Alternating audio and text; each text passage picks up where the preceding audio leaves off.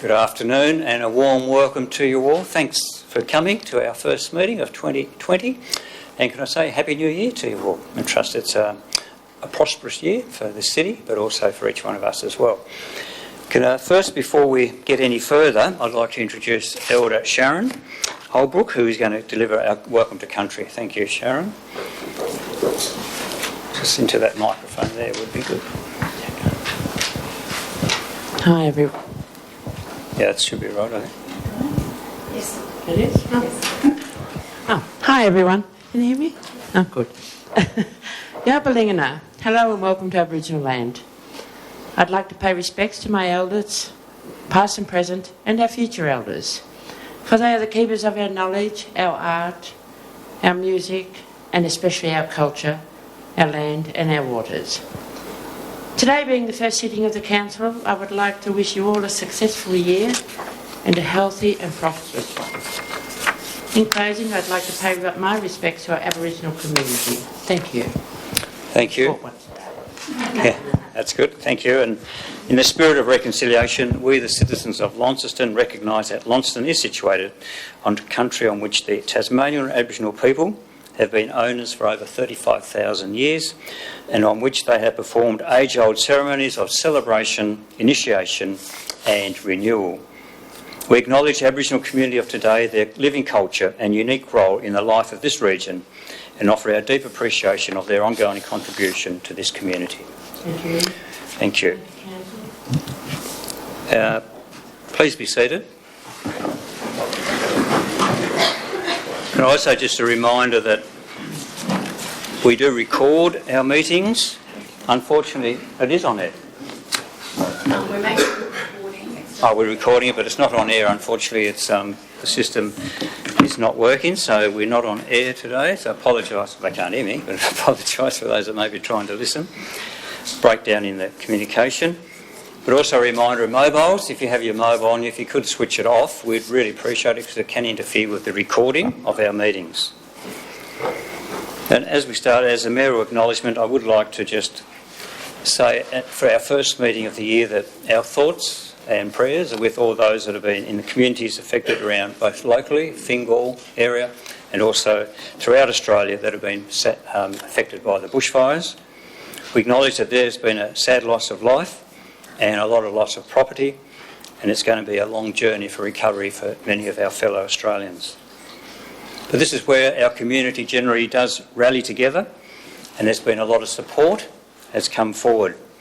And personally, I was very encouraged just over a week ago when a couple of representatives from the Bhutanese community came to my office and wanted to see me.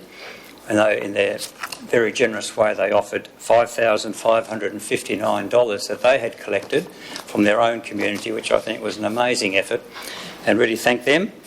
And also our staff, and thanks to the staff of the council, have raised just under $1,000 through a gold coin donation last Friday, and also acknowledge that the Deputy Mayor has organised through his Rotary Club a gala event to be held next Wednesday. So our community is rallying together, and that's fantastic to see, and encourage those who haven't, if they can, to support in any way. And our councillors have got challenged to support next Wednesday night with something to help the Deputy out. That would be fantastic as well.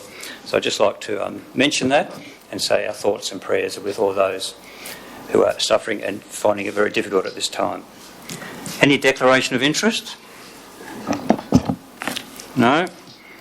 Confirmation of the minutes. Somebody happy to move the minutes of the meeting held on the 12th of December? Councillor Soward moved and Deputy Mayor seconded. All those in favour, please raise your hand. And that is all councillors present. We have no deputations. We have a petition. And we have a speaker for the petition, Daniel Young. Now, just a reminder, we're not reading the rules out this year as we've done in the past, but there are rules for speakers in front of the agenda, and just be aware to be respect is what we ask for. Thank you. And you will be timed for 2 minutes. Thank you very much. Honourable Lord Mayor and Launceston City Councillors, thank you for allowing me to speak regarding our petition to stop the relocation of a metro bus stop from the existing location in Normanston Road into Ainsley Grove, South Launceston. I understand that today is just where our petition will be received by Council and then referred to the appropriate council officers for assessment and report. But firstly, I'd like to say that we, the petitioners, are not against buses. We are pro-public transport. However, there have been two key elements missed by Metro and council officers during this particular rollout. Firstly, a lack of consultation with Launceston ratepayers, especially residents in the close proximity of these changes. I was sent a letter advising me that my driveway would now be the location of a new Metro bus stop, moving it from an existing bus stop 100 metres away from Gascoigne Street, and giving me approximately 14 days to respond.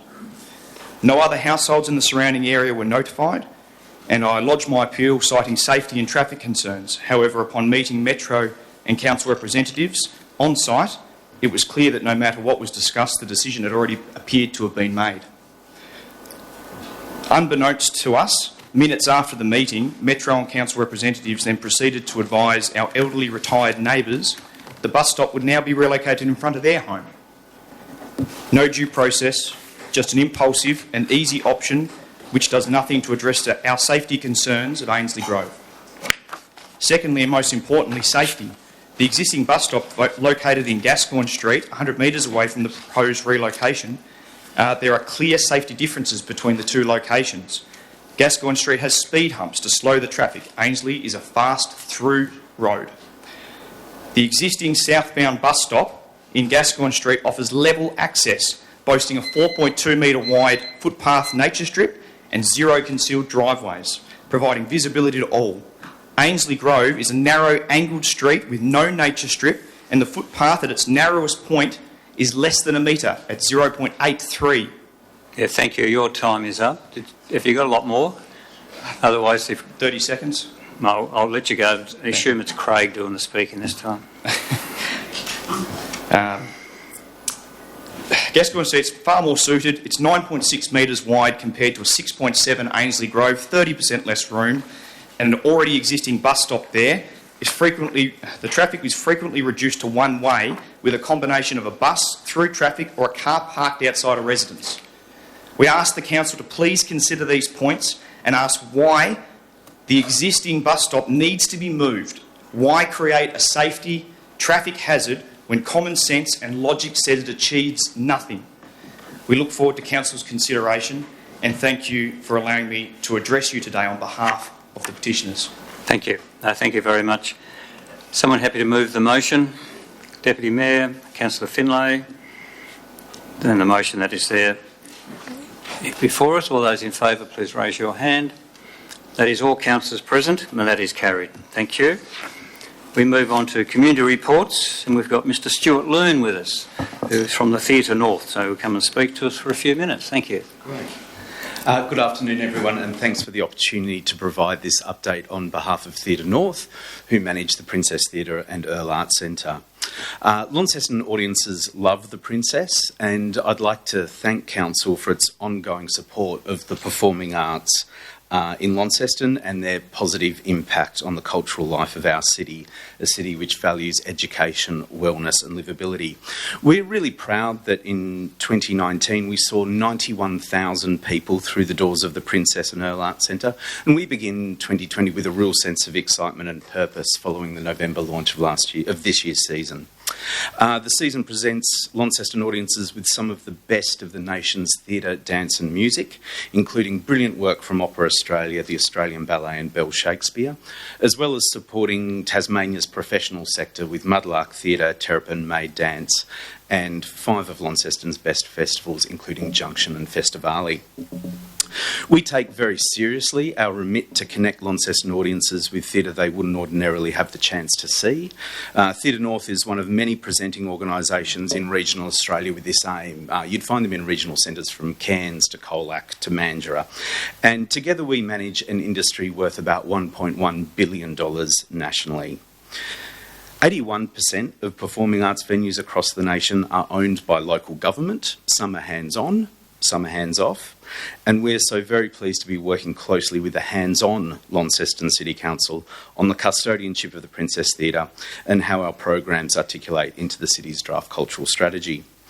The renewal of our 10-year lease and reinvigoration of the terms has given the venue renewed momentum and confidence going into 2020, and we extend the thanks of our 60-odd staff and indeed all our hirers for recent improvements such as the new lighting board, re-roofing of the fly tower, height safety improvements and general upkeep.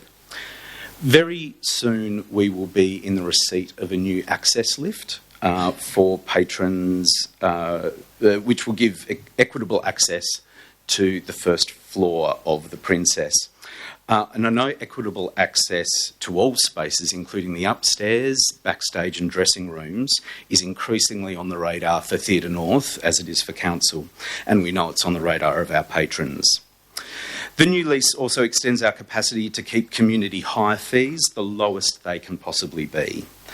The 2019 Performing Arts Connections Australia benchmarking report shows that across comparable venues nationally, Theatre North maintains a fair and generous regime of fees and charges for community hirers. This is only possible with the sustained and considered investment of the City of Launceston through the Community Theatre Subsidy, which is embedded in the Princess Theatre lease. It also assists us to create a culture that celebrates our community's passionate connection to the Princess. In 2019, local theatre groups such as Adaptivity, Encore, the Launceston Players, Stage Right and Three River showed that Launceston's theatre scene, to use such an overworked phrase, punches above its weight. The Launceston competitions and schools and colleges foster the next generation of artists, innovators and team players, and we look forward to welcoming every single one of them in 2020. You'd be hard-pressed to find a Launcestonian without a positive story and without a positive connection to the Princess Theatre. We're going to be celebrating the 50th anniversary of live performance of the Princess in 2021 and look forward to talking with you all and also to council officers about some ideas, some really great ideas and maybe some fundable ideas. Thank you again for today's opportunity to give you all an update. You'll see around the table we've got our 2020 season booklet. Please, we look forward to seeing you at the theatre. Thanks very much. Thank you, Stuart. And can you pass on from us, from the council, our thanks to the theatre, or the board and the hard-working staff that you have for the great number of performances that they do and the way they look after people when they come. So thank you very much. It's really appreciated and do a great job. So well done. Now we have public questions on notice there with the answers and questions without notice. Any public questions today? Without notice, Mayor? Yeah, without notice.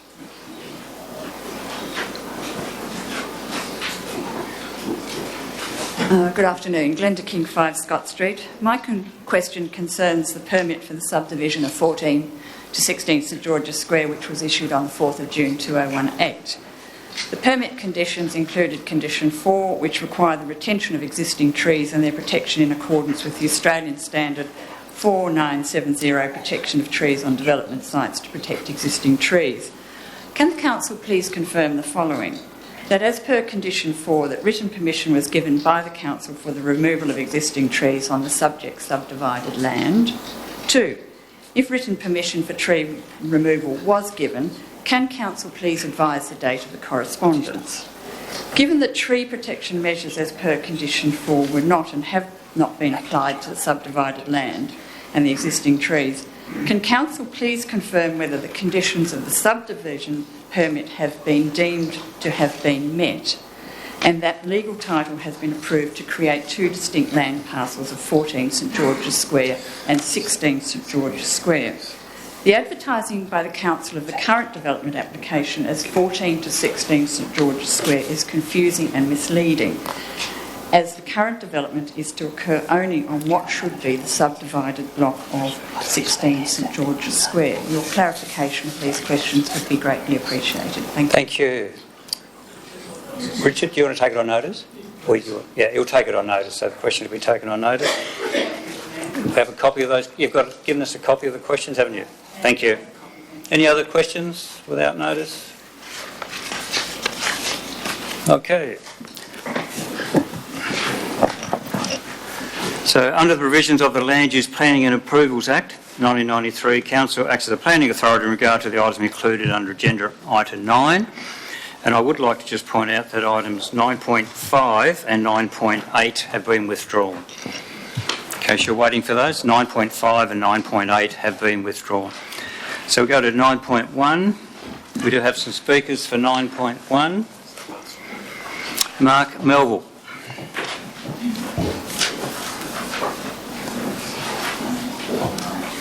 Good afternoon. At the previous meeting I attended, we discussed at length the amenity of the St George's Square precinct, which was largely the product of the natural and built heritage. The giant sequoia trees on Torkington are a major part of that amenity and are threatened if the project proceeds without stringent safeguards. My understanding was that the developer had made some written commitments and council had imposed conditions that had to be met before the project could proceed. My question is, can council allow this project to proceed if the arborist report has not been submitted and agreed? The site shed apparently is located within the tree protection zone prior to the arborist report and possibly breaching those conditions. The front fence has not been restored as was agreed or as the commitment was made by the proponent at the time. It's all well and good for council to pay lip service to heritage, climate emergency and so on, but at some point an element of enforcement has to be introduced. I cannot see how the DA can proceed without the developer meeting these conditions. Council then needs to establish some checkpoints to ensure work is inspected by qualified experts, I repeat experts, before proceeding through various stages. Considering errors made and commitments not met, council would be setting a dangerous precedence by letting this proceed. You're creating the impression that it's easier to sin and repent than to meet the commitment in the first place, to get approval. Lastly, consider the stress caused to the adjoining property owners. Their amenity will be seriously affected should any of the trees die. The fence may be able to be restored in some acceptable form, but the larger trees cannot be replaced in the residents' lifetimes. There is also the question of liability. The cost could be substantial. Who will pay if tree removal is required or property damage occurs? I ask you to consider it carefully. Thank you. Thank you. Dr. Umit Sungu. The current DA must be opposed by all of you on the following grounds. There is no arborist report for the Torkington sequoias in this DA, or the last one. Your own compliance manager, Mr. Mollinger, in writing confirmed to me this. No tree management plan is included in this report, nor has there been one for the last DA. The last DA has been breached numerous times by this developer. No TPZ fencing, more wall demolished, more unscrupulous amendments and continued obfuscations by the developer, architect and builder show that this current DA is not deserving of even moments of consideration by the council. It is inadequate. It shows the ineptness of the proponents. Where is the arborist report, Mr. Cullen, that you claim in June was being written? So why should this negligence be rewarded today? Surely the council can see inadequacy of this DA. The proposed landscaping is nothing but a charade to rip up the sequoia's roots and destroy even special root zone of the trees. This DA must be overwhelmingly watered down today. As a medical doctor, I have to warn my patients if they have risk factors like smoking, drinking excessively, or eating wrong food. I have to warn those people. It's a duty of care. This is a really big risk factor for the giant sequoia trees. You have to take into account. Thank you. Jeanette Gatenby.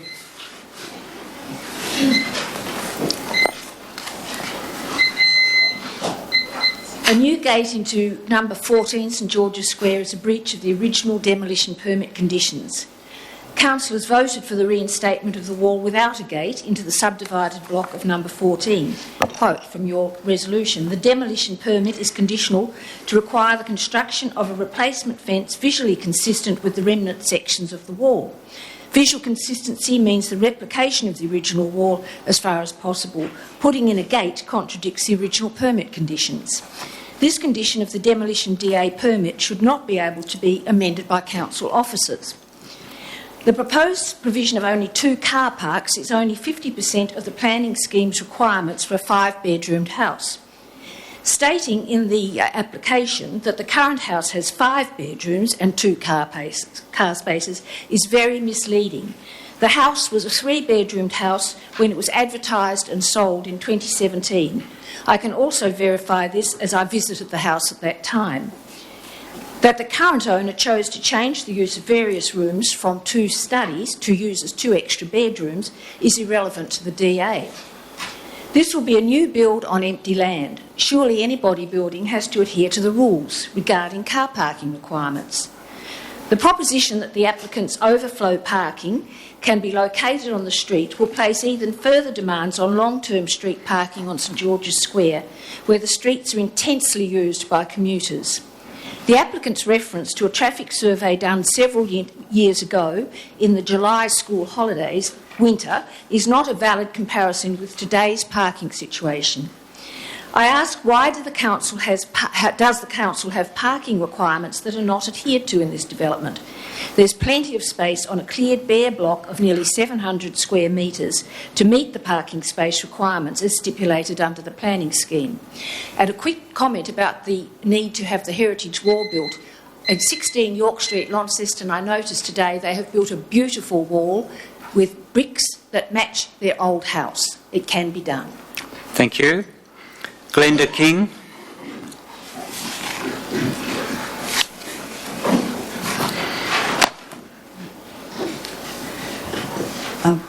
The advertised plan does not meet the setback requirements for the planning scheme, particularly for the front setback.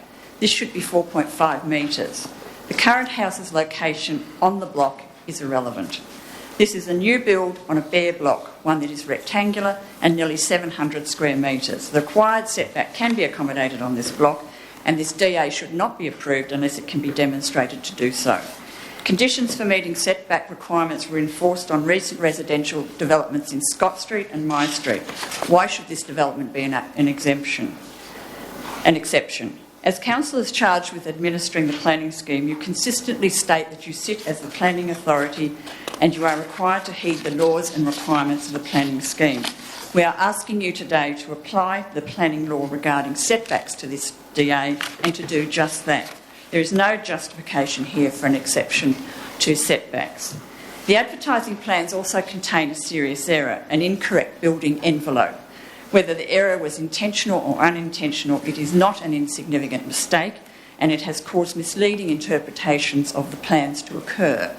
The building that will be built from these current plans will be higher than what is currently on the site. You cannot increase a house from 42 to almost 60 squares on a similar site footprint without also creating additional bulk. When the corrected building envelope is applied over the plans, it can easily be seen that the proposed building exceeds the envelope on 3 elevations, which I consider to be not a minor excess. It will definitely have an increased impact on the streetscape of St George's Square and the adjacent properties. This development application should not be approved without the amendment plans meeting all setback and building envelope requirements. Thank you. Thank you. That's all the speakers I have. Let's put their name down. So somebody happy to move the motion or a motion to do with this item, 9.1? Moved, Councillor Mackenzie. Is it moving, I assume, as it is? Is there a seconder? Councillor Finlay. There's a question from Councillor Finlay. Noting for the benefit of members in attendance today, a couple of things. It's been stated. I'm not speaking, I'm asking a question. I've got 4 questions because I'm interested in the questions that were asked from the gallery for clarification. Can it please be outlined how the conditions work as a series of progressions or as a waterfall effect between meeting the requirements of the arborist, meeting the requirements of rebuilding the fence, then progressing through demolition and ultimate development, the rebuilding of a building on the site, and how each of those are reliant on the other? Acting General Manager or who's...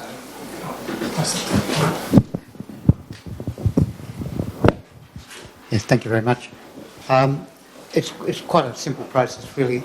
From the permits have already been issued. There's a requirement for the provision of an arborist report prepared by a suitably qualified arborist to provide vegetation management plan, the necessary protection areas for the root zones of particular trees.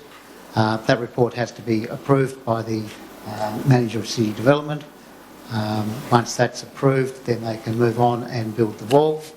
Once they've built the wall, they can demolish the house.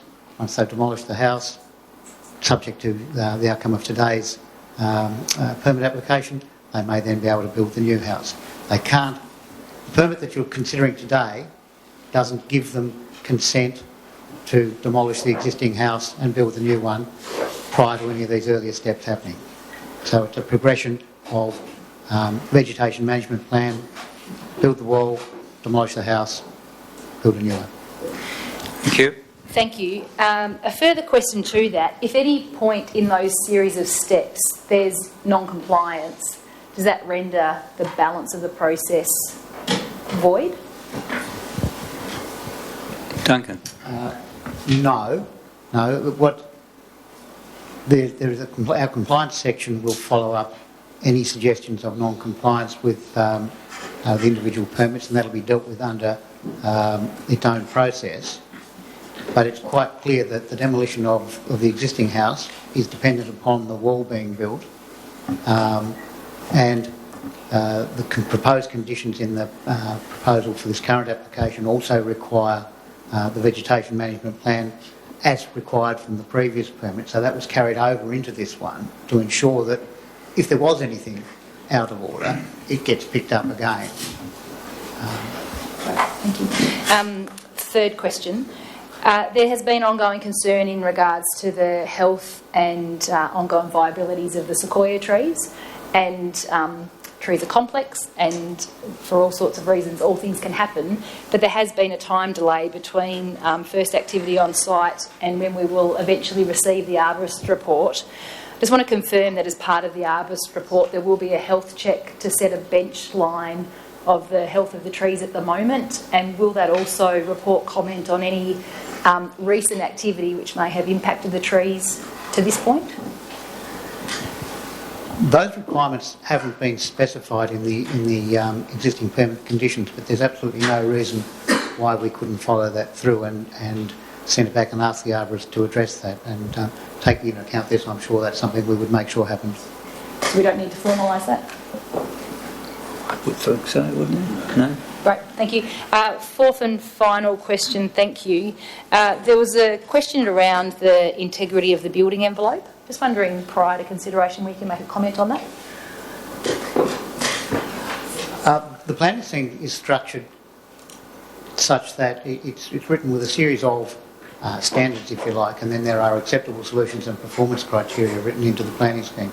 So if the acceptable solution, which deals with setback, if that's met, then that's, tick the box, move on to the next clause. If the standard isn't achieved by meeting the acceptable solution, then it's a performance criteria solution. So it's not a matter of waiving or relaxing a standard. The performance criteria is an alternate way of addressing it. So that's one component of that question. The other component, I think, refers to the fact that the plans that were supplied and exhibited showed an incorrect building envelope on the rear setback. It's my opinion that that's only a relatively minor issue. The neighbours on that boundary were aware of that right from the start, and were perfectly aware of how it should be drawn. I've discussed it with them on site, an alternate plan showing where the line should go, and they had prepared their own. I don't believe that anybody has been disadvantaged as a result of that error. Thank you. Thank you. Councillor Soward.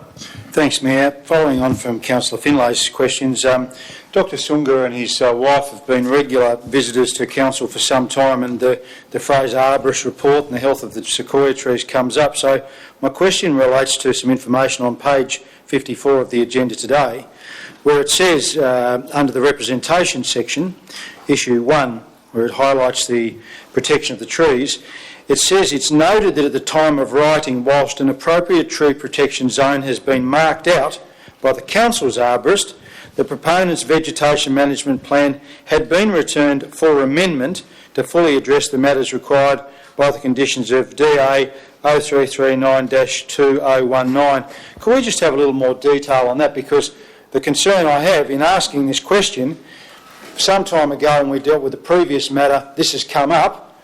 I'm not sort of sure of what's been resolved, if anything, with regard to the plan. Thank you. Duncan, is it? Yeah. Okay, thank you again. Basically, the earlier permit 339 was the permit for the demolition of the dwelling, and that had a condition on it requiring the provision of an arborist report or a vegetation management plan prepared by a suitably qualified arborist. The applicants provided a vegetation management plan. We reviewed that, we looked at it. The arborist who prepared it wasn't, in our opinion, suitably qualified. The report itself didn't adequately cover the methods and the individual components that were specifically referred to in that permit condition. So we returned that to the applicant and said, sorry, it does not meet this condition. We can't move forward with that. So they've still got it. They're still trying to find a suitably qualified arborist who's prepared to write that report for them. As an interim measure, Council's arborist has marked out a protection zone for the sequoia trees, which is only an interim measure, only a guide. You know, it's an effort so that all parties can be reasonably aware and take reasonable caution whilst they're still moving around the site. But as far as we're aware, development works have not commenced and are not permitted to commence until such stage as we have that arborist report and we have determined that it meets the requirements of the earlier condition. Thank you. Councillor Mackenzie.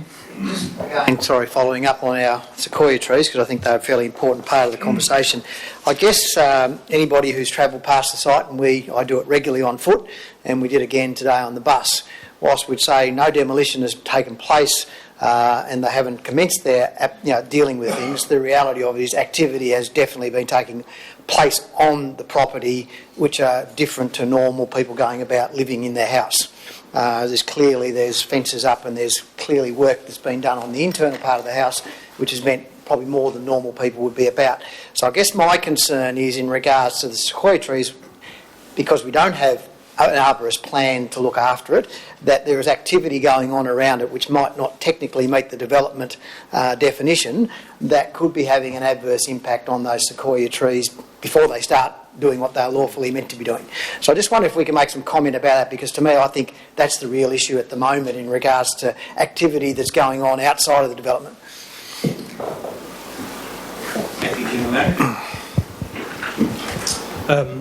Our enforcement team are aware of what's going on site, and they get notified on a regular basis of things that are going up there, and they're liaising with the people on the site to control it as best they can.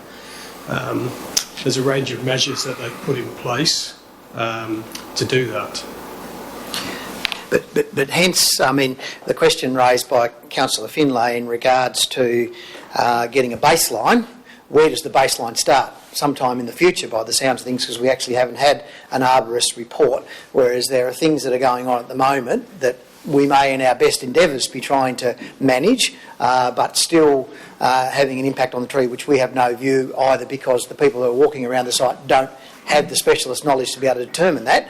Hopefully our arborist is giving some advice in regards to that, but that's just my concerns, that things are happening which could be diminishing the status of those trees before they're actually starting any of the development and they meet our preconditions. Acting General Manager. We're not aware, I don't believe we're aware of anything that's significantly impacting on the trees, and if we were aware, we would put in place measures to do that. So yes, there are hypotheticals that this may occur or that may occur, but if we were aware of anything that was actually occurring, or if that was demonstrated to be the case, there's a range of measures we can put in place to stop that. The example being the previous development on the adjacent side to this that started and we put in place enforcement notices and stop work notices and things like that. I don't think we're at that point in this development yet, but those tools are available to us if they become necessary. I do have two other questions before I finish, before I start talking. Comments regarding the gate that's been put into the wall. I believe that's not really part of today's decision, but could the officer just comment in regards to the gate and I guess the change of the wall function? Duncan. Thank you again. The earlier permit condition for the demolition of the dwelling, which was DA 0339 of 2019, had a condition on there requiring the construction of a new fence visually consistent with the remnant sections. Now, it's important, I think, that we accept here that it was required to be visually consistent. At no point have we asked them or expected that the owners of this dwelling will construct a replica. It's not realistic to think that they would completely rebuild the existing fence the same way. We've exercised what opportunity we have to get the best result we possibly can for the visual appearance of this property to St George's Square. So the land was subdivided to create 14 and 16 St George's Square as separate lots. Pedestrian gate that is proposed to be incorporated in the new fence is onto number 14. I think we're aware that we'll have no scenic protection measures over that site as we move into the new planning scheme. So we could, I suppose, have enforced a solid fence without a pedestrian gate, and the new owners could cut a pedestrian gate in later.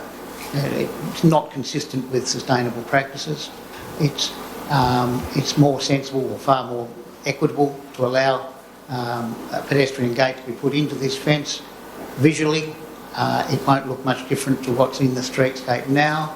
As we saw today, the adjoining property to the south has a pedestrian gate in their fence.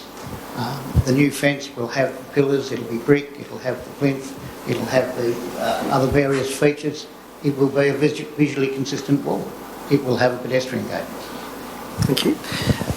And which was not without notice, and it may well be for you, Richard, in relation to overlooking. 9.1, we make a comment that given the adjoining land is yet to be developed and the southern wall of any such building is unlikely to contain windows to habitable rooms, is considered reasonable to conclude that the direct overlooking from this living room window can be appropriately mitigated through appropriate design of future dwelling on 14 St George's Square. My question is more about us and our responsibility as planning in looking to something into the future that hasn't been designed, nobody knows what's going to be built there or what somebody wants to build there, and making sure that decisions we make today don't compromise the ability of that property to develop properly. Well, the first point there is that the council officers don't believe the approval of this house would compromise the ability for that block to develop. There is a discretion on the building envelope on that side. It's to the southern side of that block. The blocks are also in common ownership, and so there's an ability to manage that.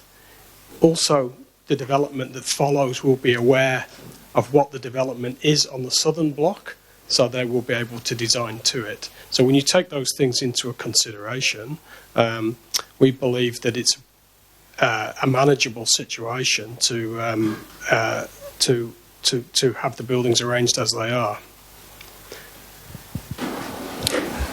Finished. Thank you. Councillor Finlay, question? Thank you. I appreciated the clarification of how each of the activities need to happen before the next one can commence.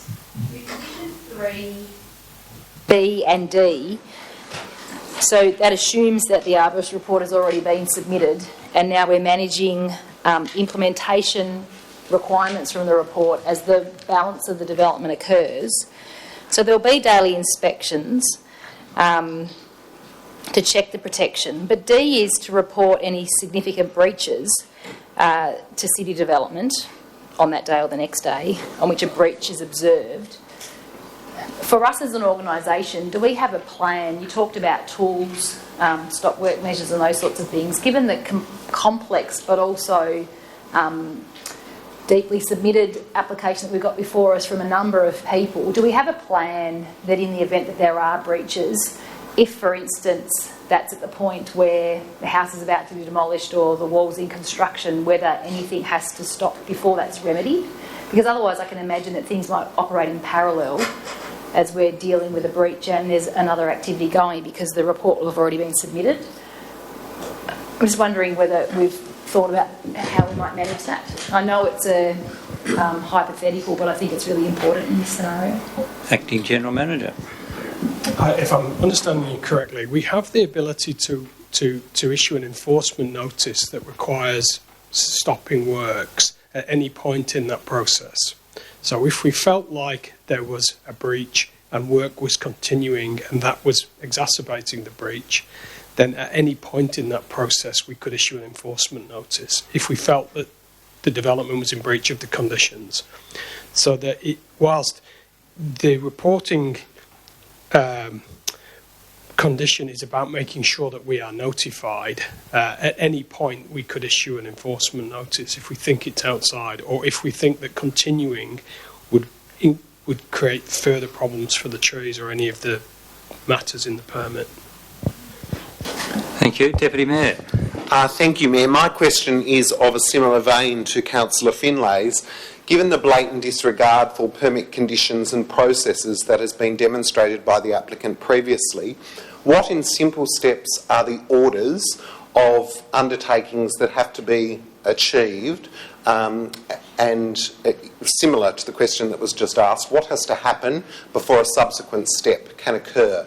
I ask this because the neighbours are the people who seem to be continually reporting the breaches, and I have to say are being enacted well, I think, by our council officers. But in simple steps, what are the steps that they should see on the site in terms of the arborist report, in terms of the wall, in terms of the demolition?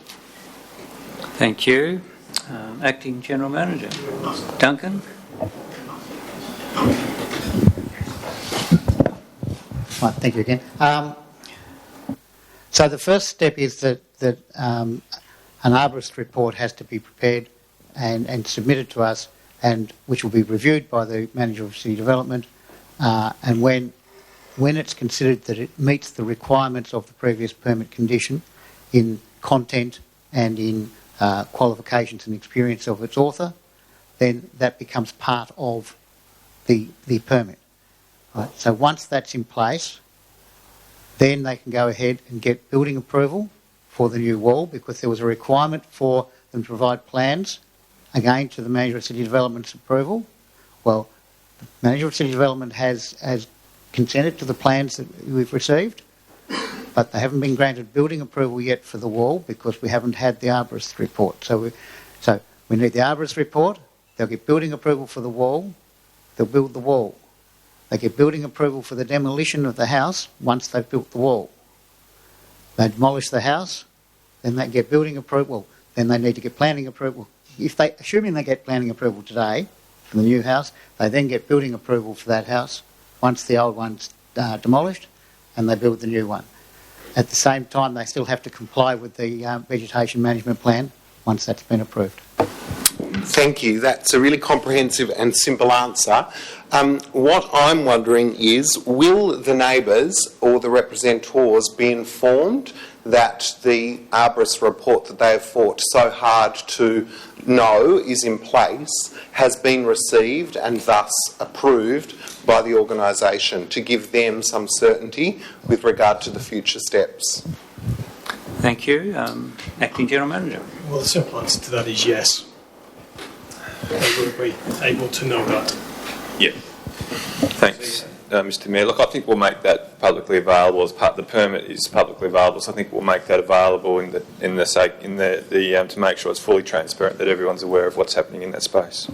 Thank you. And my final question is, should, in the very unlikely event, demolition occur in the foreseeable future, what steps will be taken to bring this project back into line, in line with the outline that has been provided by the planner that we've all just heard?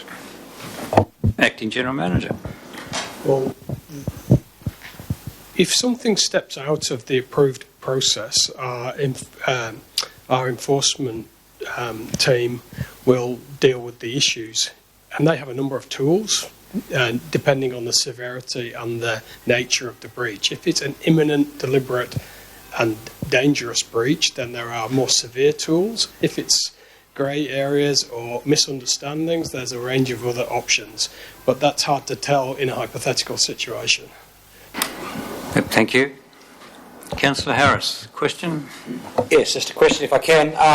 One of the very early speakers from the public mentioned that a site shed had been put on site, and we've also talked about an exclusion area being marked out by the council arborist. I just wondered where the site shed is located, and is it in fact in the exclusion area or not?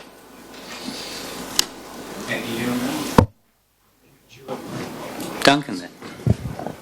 Thank you. Council's arborist marked out a protection area for the sequoia trees and to protect the roots of that. The white site shed that you could see on site this morning is not within that zone.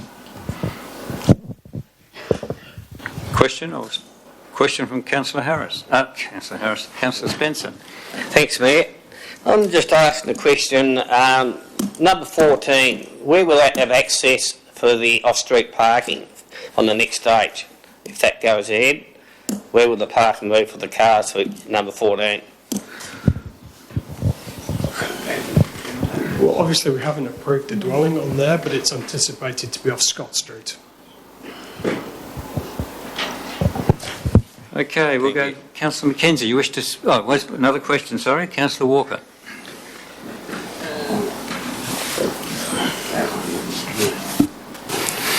Thank you, Mayor. Just to refer for a minute to what Councillor Spencer referred to, if it is off Scott Street, that too has a brick wall running along that boundary, does it not? No? It doesn't? Yeah, it's a colour-on fence. A colour-on, okay, very good. I'd like to refer to some of the issues that rely on performance criteria. So this list is probably not complete, but it's, correct me if I'm wrong, a balcony, parking, the setback off the street frontage, the site coverage and the envelope are all some of the things that rely on performance criteria.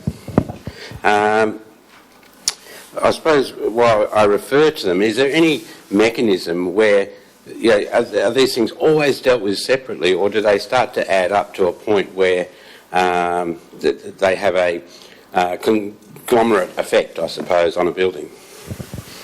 Thank you. Acting General Manager. There is a list of the discretions that are required to be exercised on page 34 of the agenda, and there's 6 items. Each one of them needs to be exercised individually, and they really shouldn't be conflated and the issues mixed. It doesn't matter, as Duncan pointed out earlier, it's not a problem to rely on a performance solution. It's an equally valid way of achieving the objective. So the number of times you do that is not a material consideration in the assessment.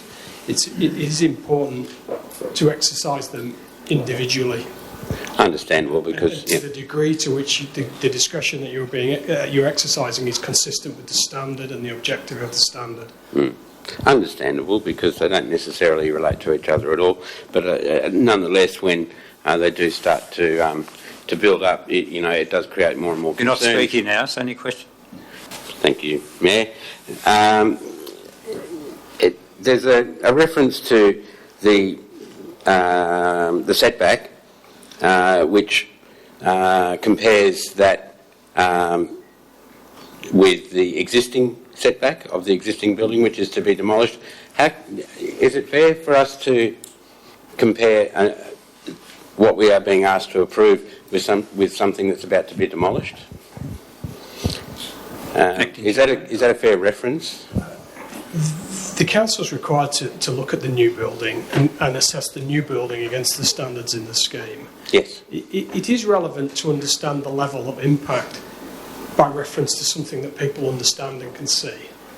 So it is useful to understand what's there and how what is proposed in the future may differ from what's there, because it helps people understand the differences and what the additional or increased or reduced impacts may be. Our council officer referred to a future planning scheme whereby scenic protection would no longer be considered for a development such as this. Is that of any relevance at the moment in considering this development application? No, that's not a factor that needs to be considered. It's context for how this might be considered in the future, and it's useful in the context of the situation, but no, it's not a material consideration in today's assessment.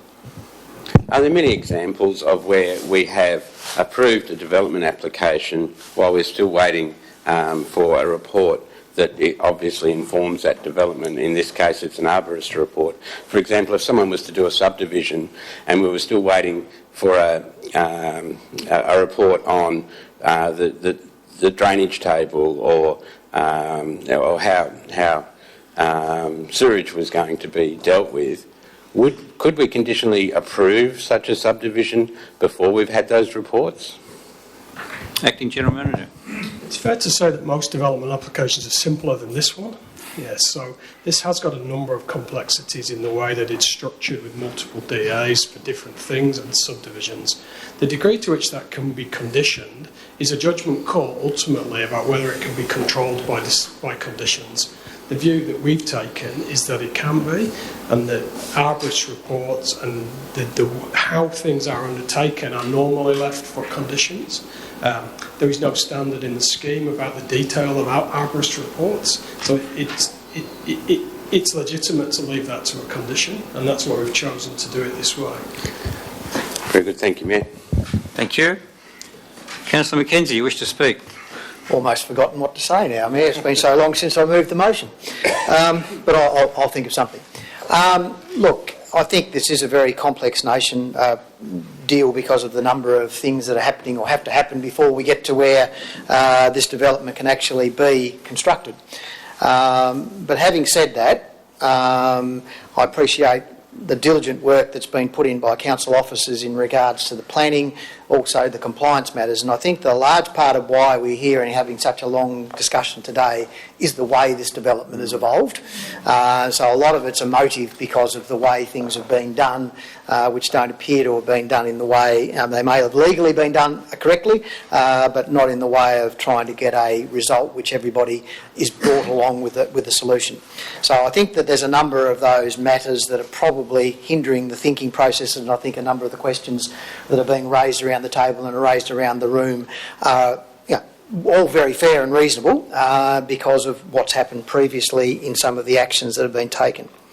But having said that, we're here to talk about a development application for a house, which is not about a wall, it's not about a sequoia tree, other than the fact that there are some things that need to happen in relation to those sorts of things before A, a demolition can take place, and B, a new building can be constructed. So if we just pair those out from the point of view of the decision of what we're trying to make here today, we need to be looking at what the building actually looks like and how compliant that building DA is in relation to the Planning Act. As the Acting General Manager said, there have been a number of discretions applied in this case, and things like setback not being 4.5 metres or 4 metres or whatever the amount is. But then when you look at it, and it's gone off the screen again, the actual building site, if you actually look at the other buildings along that street, with the existing building that's there, the setback looks quite relevant in relation to the other buildings along St George's Square. So I think to sit there and say just because we've got to build a new building in there, and I think that other planning permits that I've been involved with over the last 6 or 7 years actually takes into account the streetscape and how relevant that should be in relation to other buildings that are there and its reference point. So if you look there, and I believe that the setback on the existing building is similar to the setback on the building that's actually being applied for construction, it actually sits reasonably well, I think, on the streetscape in relation to that. So I think that what the officers have endeavoured to do is to try and apply the discretions in relation to something to make sure that this particular property fits within the circumstance of the block there. Car parking, similarly, it was a 5-bedroom house prior to this. It's going to be a 5-bedroom house after that. The number of car parking spaces that are being provided are the same as what were being provided for under a previous scheme, I'm sure. I take the point about using the car parking, but should those car spaces be available to commuters as more so than people who live there? I don't really think so. So I think that each of the discretions that have been given in relation to the house have been properly applied against the performance criteria, and we've been given professional advice by our officers in relation to why those things work in relation to this particular building. So I'm concerned about the peripheral things that we've been talking about for the last 20 or 30 minutes, but in relation to the building itself, I'm not overly concerned that it doesn't meet reasonably the planning scheme as it stands today. So I'll be supporting the DA. Thank you. Councillor Finlay. Thanks, Mayor. Following on from Councillor McKenzie, the DA before us may reasonably meet the requirements of the scheme. However, I think it must be said at this point that there are all sorts of adjectives that could be used to describe the submissions and journey of the numerous development applications for these sites and for the site that we're considering today. It's been messy, and I don't think it does anyone any favours. I think it's caused significant delays and distress that if, in fact, in similar situations like this, developers are open to working closely with council and the community, they will be afforded a smooth process which is in everybody's best interests. I think it's important for the developer to be on note that council have worked diligently across any breaches that have occurred. They will continue to do so. And anyone else looking to develop anything in the community, I think, should take note of how long it's taken to get to this point today. There were questions in the gallery around permission from council to not make a decision on the discretions before us, and I think that's been adequately described today, how there is a measure of reasonableness, and in fact, although there are 6 standards requiring consideration of discretion, they each are reasonable. However, it doesn't make it for an easy decision. What I wanted to comment on today is that often is the case, Councillor McKenzie and myself are the delayed people to move an item like this, and it might not be seen as positive from the community that consideration is given. However, there's always one element of these development application items to council as well, which is deemed approval. Then in the event that council doesn't consider a matter like this and the application is deemed approved, it doesn't have any conditions on it. And for me, I think the really important conditions to this item are around condition 3. There's the superseding steps that have to be taken in terms of the arborist's report and then the rebuilding of the fence. But condition 3, A, B, C and D, I think are really important in this instance, and if we didn't consider it today, they wouldn't be included. We wouldn't have that strength and the rigour to continue to measure progress against. So as what specifically we're considering today does reasonably meet the requirements of the scheme, it is in council's unfortunate position to approve this today. However, I think it's really important to send a message that we will be watching, we will be ensuring that each step is taken appropriately, that if there are any breaches, council will respond, and that hopefully, subject to this progressing well, in line with the approval and previous approvals, and at the outcome, a development presents itself well in the landscape, there can be some healing in this community where everyone becomes good neighbours, because again, in a great process where process is followed, it doesn't have to be like this, and it's not a great way to make a decision for us, I don't think. Thank you. Deputy Mayor. Thanks, Mayor. I'm not going to repeat anything that the previous 2 speakers have said, other than to say the community and those here today have clearly heard the sequential steps and the order in which they are to be undertaken. They have passionately advocated for due process to be enforced over the previous months, and I encourage them to include each of us in any further correspondence where you are of the knowledge or belief that those steps are not being adequately followed. You've heard from the CEO, you've heard from the Acting General Manager that we've had enough in terms of the non-compliance and the non-meeting the conditions. We want to see a good outcome for all members of that community and the applicant. We've heard the steps that are to be undertaken, and we encourage the applicant to follow those steps and all of the neighbours and representatives to keep them to that. I thank you for what you've presented to us so far. I'm disappointed that so much time and energy has had to be expended into this, and I trust that after today we can move forward with some appropriate sense of community in that space based on the outcome of today's consideration. Thank you. Councillor Dawkins. Thank you. Notwithstanding, I will be supporting this application today in line with the officer's recommendations.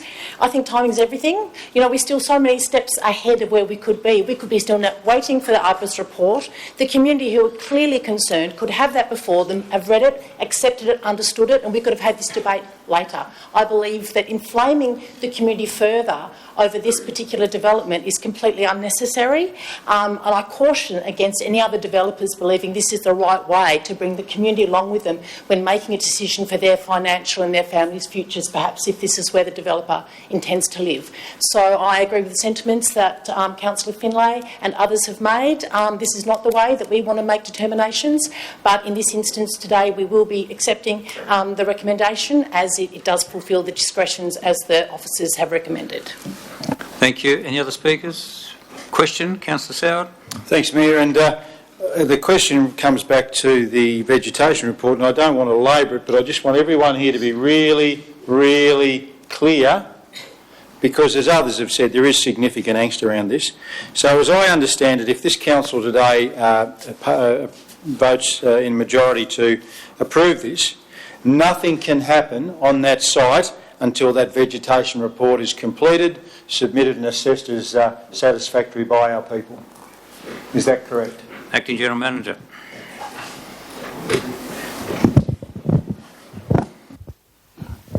Sorry. Thank you. Yeah, that's correct. The first step in this whole process now, or the very next step that's required, is the provision of an acceptable vegetation management plan. Now, it's my understanding from my latest correspondence with the owner of the site and the applicant, they're well on the way to getting that done. She's been working diligently to try and prepare a suitable plan. We've had two versions so far and rejected them both. Work is underway to get with a plan that will meet the requirements of that condition. And I think we need to just say, everybody keep your fingers crossed. Nothing happens till we've got it, and we'll move forward. Councillor Walker's got a question. Who wants to speak? Thank you, Mayor. Yes, just a question going on to, from what Councillor Soward just asked. Would it have been possible for us, or could it be possible for us to amend any approval and make that approval more dependent upon the arborist report, as in that the approval itself, because I'm presuming that even if a report is not produced, it doesn't rescind the approval. That may be still the approval may still be valid, even though an arborist report hasn't been produced. I understand that work can't commence, and we've gone through that very clearly, but what I suppose I'm saying is that there would have been the option for us to make the approval invalid without the report. Thank you. Duncan. Thanks again. Look, condition number 3 requires that prior to the commencement of works, the project arborist will provide the manager of city development with written certification that all tree protection measures as described in the vegetation management plan are correctly installed. So that means nothing can happen on site till that's done. There's another condition in there. Condition 10 is the one that requires the provision of that vegetation management plan by a suitably qualified arborist. That's a repeat of the condition from permit 339 or 0339. So they can't act on the permit until they provide that plan. If they don't act on the permit in 2 years or get an extension of it, it will lapse.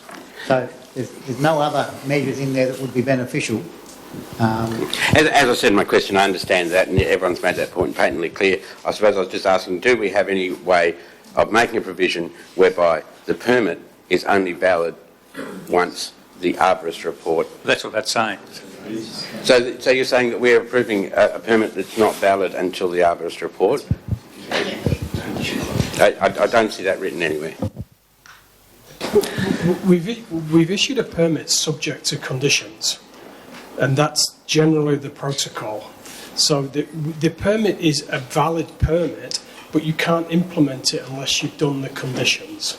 So it's semantics a little bit. So, but we have issued a permit, but you can't implement it without complying with the conditions. And the conditions, as Duncan said, imply a sequence of events. So you can't start works without doing the certification from the arborist, which relies on the plan which has to be approved. So there is a sequence that's built in there, and if you step outside that sequence, you're subject to enforcement. Thank you. Councillor Soward, speak. Thanks, Mayor. And I'll just make a couple of remarks about why I was, perhaps for the benefit of those in the gallery, why I kept asking about this vegetation plan.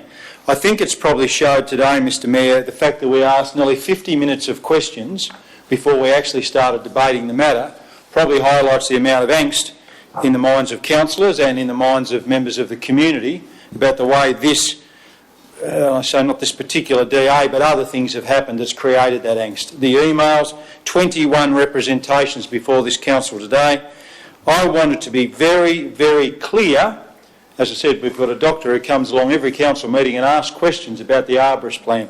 I want to be very, very clear before we do anything today that all of us in this room, those that may tune in later, the residents and those who aren't here, are very clear on what needs to happen before anything happens on this site. I'm like previous speakers in terms of when you actually go through the DA and where things comply and rely on performance criteria, what is in front of us today in this document at item 9.1 complies or meets the performance criteria. And that really in itself is a different story. The challenge with this one today, which as we've said, created so much angst, is other things that have happened at other times. And I want to say I'm very appreciative General Manager Hurst, who's not here, Acting General Manager Jamieson, and Mr Payton for the work that those people have put in.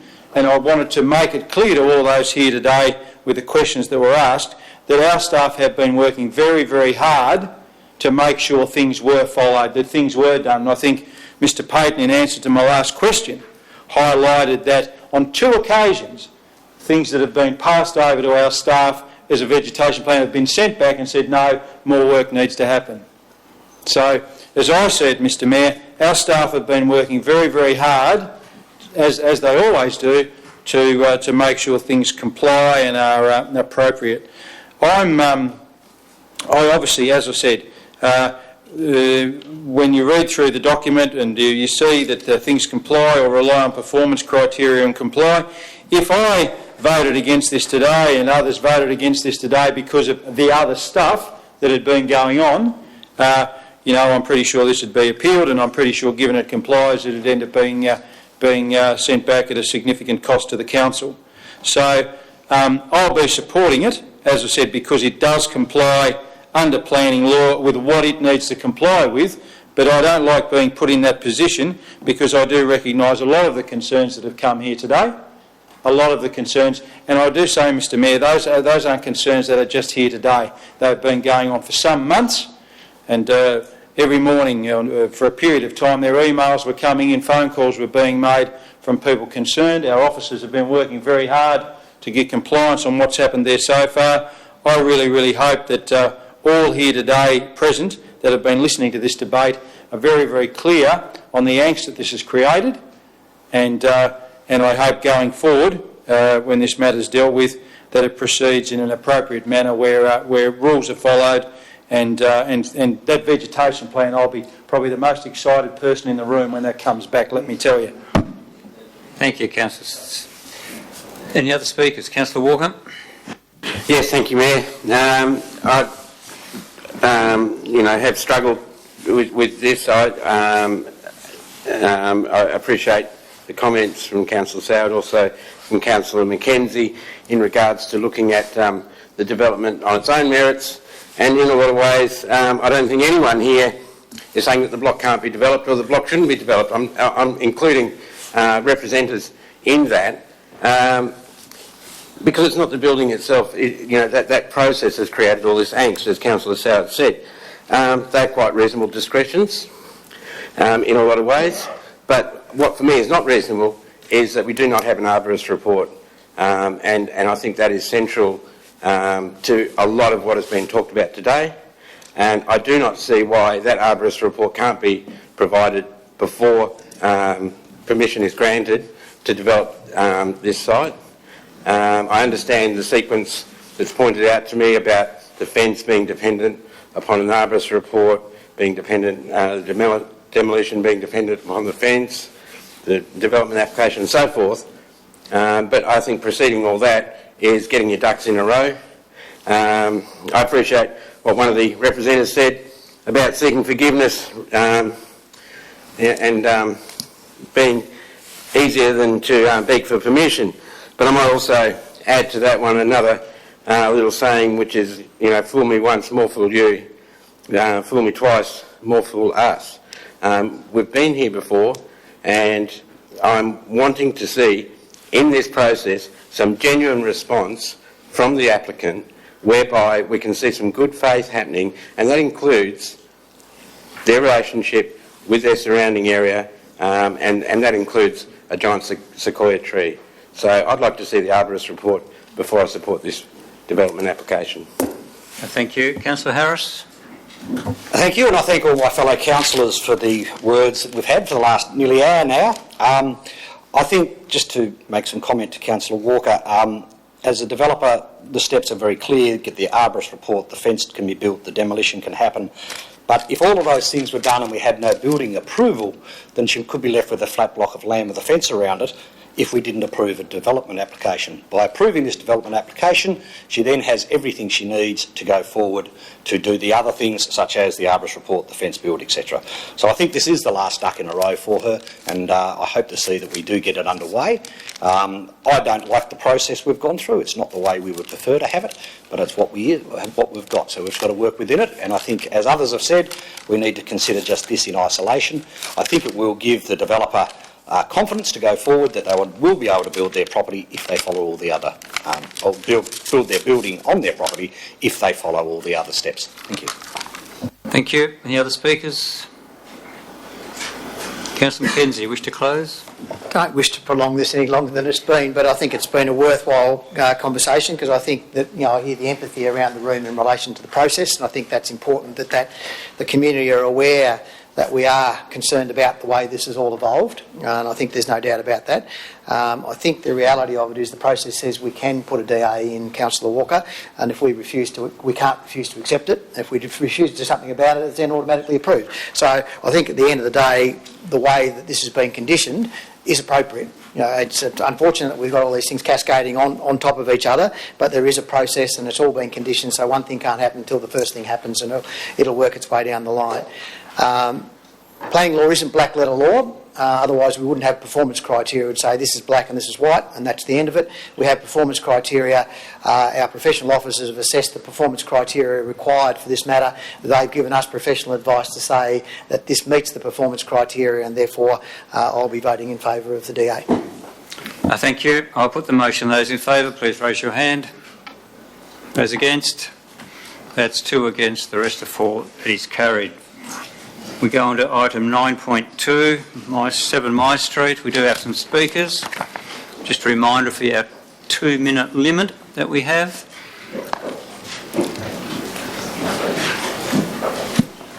So the first speaker I have here is Anna Diakopoulos.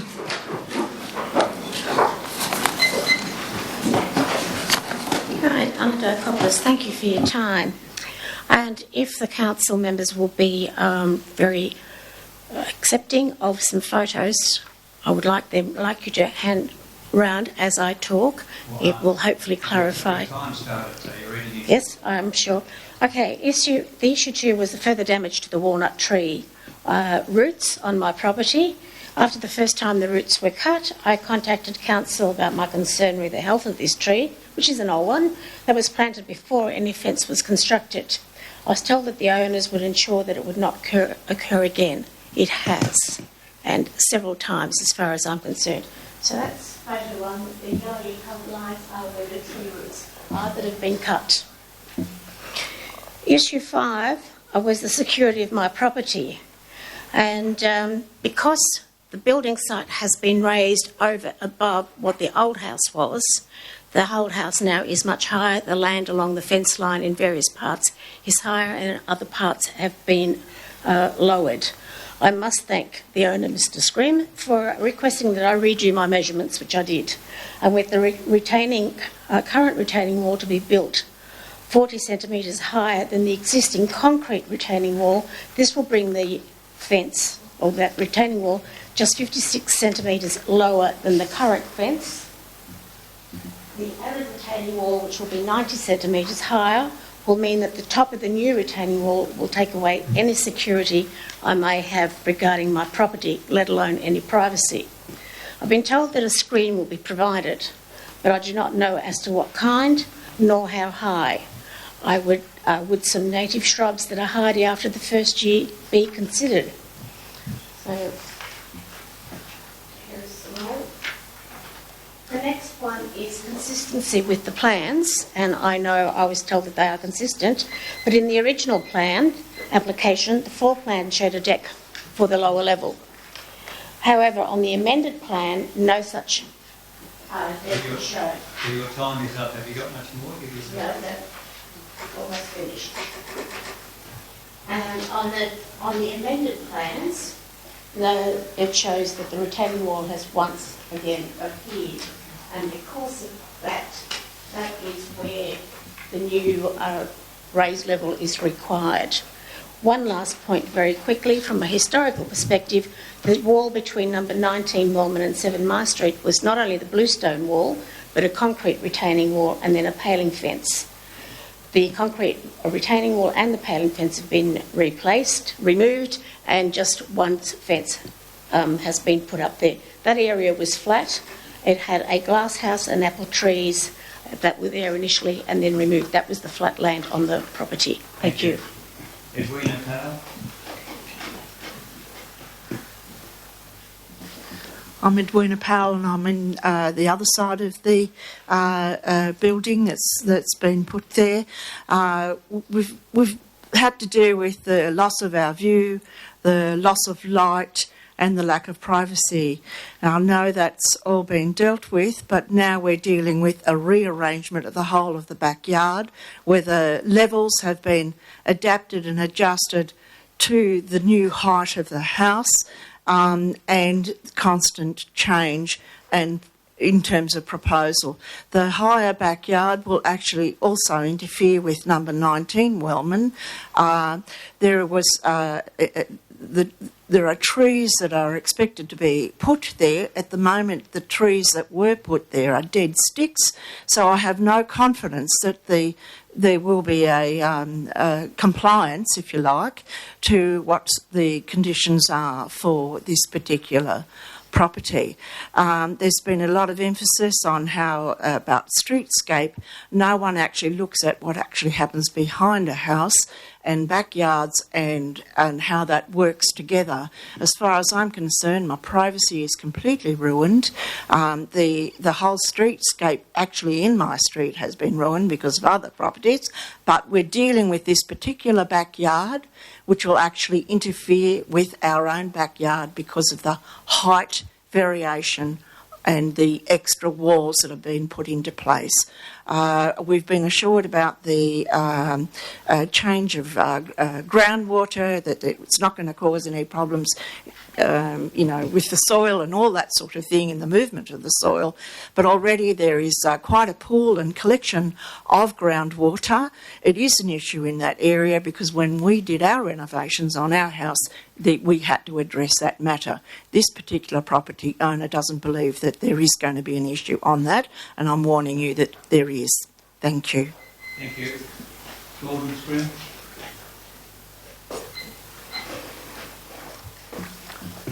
Honourable Lord Mayor and Councillors, thank you for the opportunity to speak to our development application and for the Council's work on the application to date. Anne and I agree to the conditions placed upon the approval of the application, but have a comment about the site's landscaping. The site landscaping mentioned in point 4 on page 60, specifically the tree plantings mentioned. Please note that this is for the privacy screening between the 7 Mye Street property and the Wellman Street property down in front. We feel that the tree plantings as drawn, and later discussed with Council, will have issues in the future with tree maintenance and likely damage to the retaining walls from the tree roots, not to mention the time taken that they would grow to a decent height. Having thought through the various screening options, we suggest putting a fixed screen to a level of 1.7 metres above the top retaining wall instead of the tree plantings, as suggested on our wall elevation drawing, which I think was on the screen there. This will still serve a double purpose, as it will provide privacy to the property in front, as well as to security, to the 2 properties, as well as security to the users of the new upper level. That's all. Thank you for the opportunity to speak. Thank you. That's all the speakers I have. So we've got 9.2. Anyone happy to move a motion? Do not lapses. Councillor Mackenzie. And second to Councillor Finlay. Councillor Finlay wishes to ask a question. Thank you, Mayor. There were questions on the bus this morning regarding the proposed tree planting versus mature trees, and it was raised about potential screening. If the applicant is open to including screening, is that a significant change to the DA? Is that something that we could condition and include? And could you point out on the plans where specifically that was suggested? Acting General Manager or Catherine? Thank you. You can just show up. So where that tree is standing, where the tree is proposed at the moment, we discussed on the bus tour this morning about the height of that tree and what sort of species it might be and how long relevant species might take to grow. And then there was a suggestion about putting a temporary screen until the tree has actually reached a mature height. I did speak to the applicant as well, and we went through the options. We thought that replacing that tree with a screen on top of that level is the same as the floor level of the dwelling, which to 1.7, which is a typical standard height for a deck or something similar. Yeah, right there. Yeah, so that would be where the screen would go instead of vegetation. Because really that width isn't really suitable for a tree. A fixed screen would be more permanent and would avoid the issues of structural problems with roots, water, whether it can survive on that slope, etc., the rate it grows. So if a fixed screen would be a more permanent and durable solution, and that would be an appropriate modification to Council's permit if it was proposed by the applicant and Council saw fit to do it. Thank you. Councillor Mackenzie, you wish to speak to... Councillor Finlay to voice off. I think if we can put that condition in, I'm comfortable with that, because that's the major issue, I think. And again, we're not dealing with a house that's been dealt with previously. It's really the 2 retaining walls that are being talked about today. And I guess just looking at Mye Street goes like that. There is no way that you can't overlook somebody who's in front of you. I don't think from the angle of the place, and there's probably more view from the house than there is from the decks. So from my perspective, one of the comments made by one of the representatives was about some mature tree screening. I think in consultation or talking with the proponents before the meeting, that 1.7 metre screening, if we can include that as a condition in there, then I guess it gives us an immediate fix to that problem. So if that's the case, then I'm comfortable that we meet that. So it's a question of what we need to do to redraft that condition. Can we just lay that on the table? Yeah. I have done that. Oh, you've done that? Could you read out what that says? If you are ready. Yes, I sent it to you. Okay.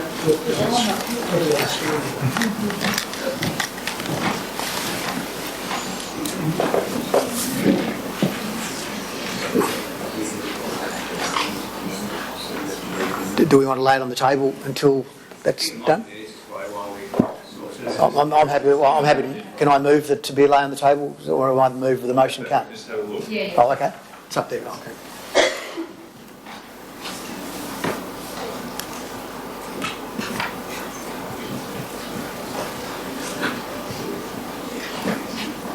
So which one are we for, Catherine? So condition 4 is altered because it deletes condition for owning the trees. We plan to be in condition 6.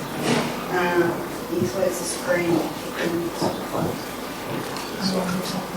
Change substitute condition 4 and condition 6 in the agenda with condition 4. I think we lay it on the table and we'll sort this out and come back to this if you don't mind. You've got moved, Councillor Starr, seconded, Councillor Walker, all those in favour. So we lay it on the table, we'll come back to it in due course. We'll go on to 9.3. We have speakers for 9.3. What that means is we're just going to sort it out and get it right, and we'll come back with it after 9.3. Thank you. Good. So 9.3, we have a few speakers. Gavin Earls.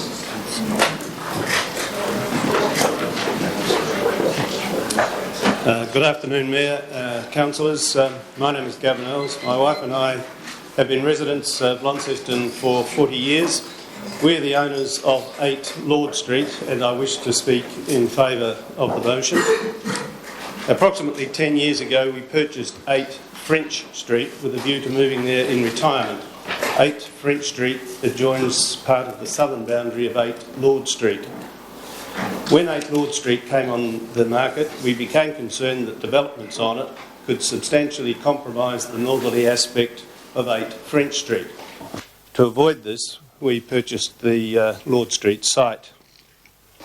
We plan to build a single dwelling that is sympathetic to and in keeping with the quiet residential character of the general area, and with space for my wife to indulge her passion for gardening. Because of the need to act fairly quickly to secure the property, we have not yet developed plans for this residence. The existing property is in an advanced state of decay, and the extent of this decay is not readily apparent from the street. We have spoken to 6 of the neighbours immediately adjoining 8 Lord Street, some of whom have inspected the building internally, and they have stated that it is in a more derelict condition than they realised, and they are in favour of its demolition. We believed that the home we hope to build on the site will enhance the area. Thank you for your consideration. Thank you. And another speaker, Claire Gregg. Hello, Claire Gregg, speaking for this application. The house at 8 Lord Street looks pleasant from the street, but unfortunately it is in an extremely poor condition. The house has undergone a number of modifications, including replacement of the original windows since its construction in 1915, notably in 1922 and in the late 1970s. It is far from original condition and has suffered the effects of neglect, including a substantial subfloor fire and subsidence on 2 sides. The dwelling is not heritage listed, and the dwelling was not included in the Launceston Heritage Study as an item to be added to the heritage list. The adjacent property 10 Lord Street was included in that report, so presumably the authors stood in Lord Street and decided not to include this property. There are many fine examples of interwar bungalows in Launceston, some listed, some not, and this is not one of them. So without heritage value, it is difficult to justify spending far more on renovating this property than it would be on a new dwelling. And also, very little of the original structure could in fact be retained. I also note that none of the representatives are neighbours or property owners in French and Lord Street. 14 of the reps to council came through planning alerts, and while this is considered a valid rep, I would urge some caution in giving them much weight, as many of them are general comments on the loss of heritage in Launceston. And in fact, Launceston has an excellent track record in promoting and protecting our heritage in recent times, and we have one of the most comprehensive heritage lists in the state, with reports intended to further strengthen it. And again, I note this property is not identified as one of those. The decision must be made in accordance with clause 9.4, specifically the zone purpose statements, and the proposal meets those standards. Reflecting on other matters that you've considered today, we had other options to pursue this pathway, but we've chosen the most transparent one. Thank you. Thank you very much. So we have item 9.3 moved, Councillor Soward, seconded Councillor Mackenzie. Do you wish to speak to it, Councillor Soward? Yeah, thanks, Mr. Mayor. Just to highlight some things that are there in front of us which need to be said. I started with the representations, and as the speakers did highlight, with the way this development has moved, the initial, I guess, concern from some people who made representations were around the heritage value. Well, it's been made very clear it's not on a heritage register, it's not heritage listed, so again, that isn't something that we should be considering, so just to make that really, really clear. The other thing, Mr Mayor, that does at times when we're dealing with matters where we're looking to demolish something, there is sometimes a bit of angst from residents who go, well, you know, who knows what's going to be built on it? Well, whatever is going to be built on it has to come back to this council.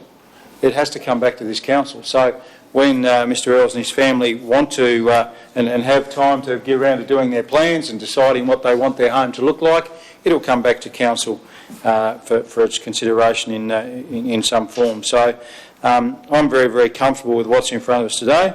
Ms Gregg in her remarks went through very, very clearly the fact that everything's been followed by the book as far as that side of things goes. And, again, like I said, I'm very, very comforted by the fact it's not on a heritage register, which is important. And secondly, that if, a building is going to be constructed on it, obviously plans have to be submitted to council and the process has to be worked through. So I'm happy with that and I'll be supporting it. Thank you. Councillor Mackenzie. Thank you. I think, to me, the only salient point is the actual heritage nature of the building, to be quite frank. Otherwise, they have the right to do what they wish to do with it. And in my view, clearly, somebody's been up there and decided the place next door was worthy of heritage listing, but that one wasn't. I think we've seen from the photographs that were sent around that the place is in disrepair in itself, and yes, maybe you could spend lots of money to do it, but again, from the front it looks great, but what I understand from the back it doesn't look all that flash anyway. But regardless of that, I think that there is no reason for us to knock this back today on the basis that it isn't heritage listed. It was never on the heritage register. It's not been put forward to be put on the heritage register, so there's not even a prospective view that this house would be something that we would be concerned about. Thank you. Deputy Mayor. Thank you, Mayor. I want to thank Mr Earls for the additional information, of course not required, but appreciated nonetheless. That transparency is appreciated. And all I wanted to say is, whilst it can't be a condition of demolition, it would be wonderful to see what could be recycled from the site rather than going to landfill, and would encourage the applicant to consider that if this application is approved today. Thank you. Yeah. Councillor Walker. Deputy Mayor stole my thunder there. I was about to say the same thing, and I wholeheartedly support that comment that whilst it might not be heritage listed building, I'm sure you're aware that there's many features in these properties, mostly hardwood features. I imagine hardwood floors, not that I've been in there, some of them might be burnt, I'm led to believe. And I do appreciate also the candour with which you come here, and that information is not necessary, but it does, gives that clearer picture to not just the council but to Launceston that you are someone of this town, of the city, and that you do have an appreciation for the neighbourhood. I'm not. I appreciate that it's not on the heritage list, and that it is a building that is being challenged by time and by events. And I'm not in the mood to see demolitions encouraged for our older buildings, regardless of whether they're heritage listed or not. It goes to the greater character of Launceston. In this particular case, I will be supporting the motion, the application to demolish, and I look forward to the development that you choose to make. Thank you. Thank you. Any other speakers? Councillor Soward, wish to close? I'll put the motion. Those in favour, please raise your hand. And that is all councillors present. That is carried. So we go on to, haven't got any 9.2 back, so 9.4. And we have one speaker, Ross Harrison.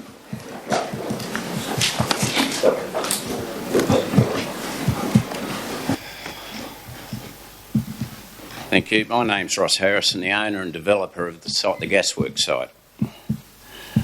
Honourable Mayor and Councillors, I believe this development has had very strong support from Launceston City Council, and that the Launceston City Heritage Planner Report has attempted to support the Tasmanian Heritage Council's decision, but kept the development alive with recommendations. And I assume this was done in the hope that the councillors today make a decision to support the development, although they can't approve it. Launceston needs this project for the vibrancy, sustainability and diverse culture of our magnificent city. I've spent millions of dollars salvaging and redeveloping the vertical and horizontal retorts, along with 4 other heritage listed properties in the precinct. My next phase was to support parking. It started off 400 parks over 8 levels. Following consultation, this was reduced to 288 spaces over 7 levels, which added another 5 years to the break-even return on the investment. I thought I was doing industrial heritage for the city a big favour by introducing a unique art gallery complex into the city's cultural heart, along with the parking for 288 cars. A gallery of this size obviously needs ample parking facilities, and there is very little sustainable parking in that area.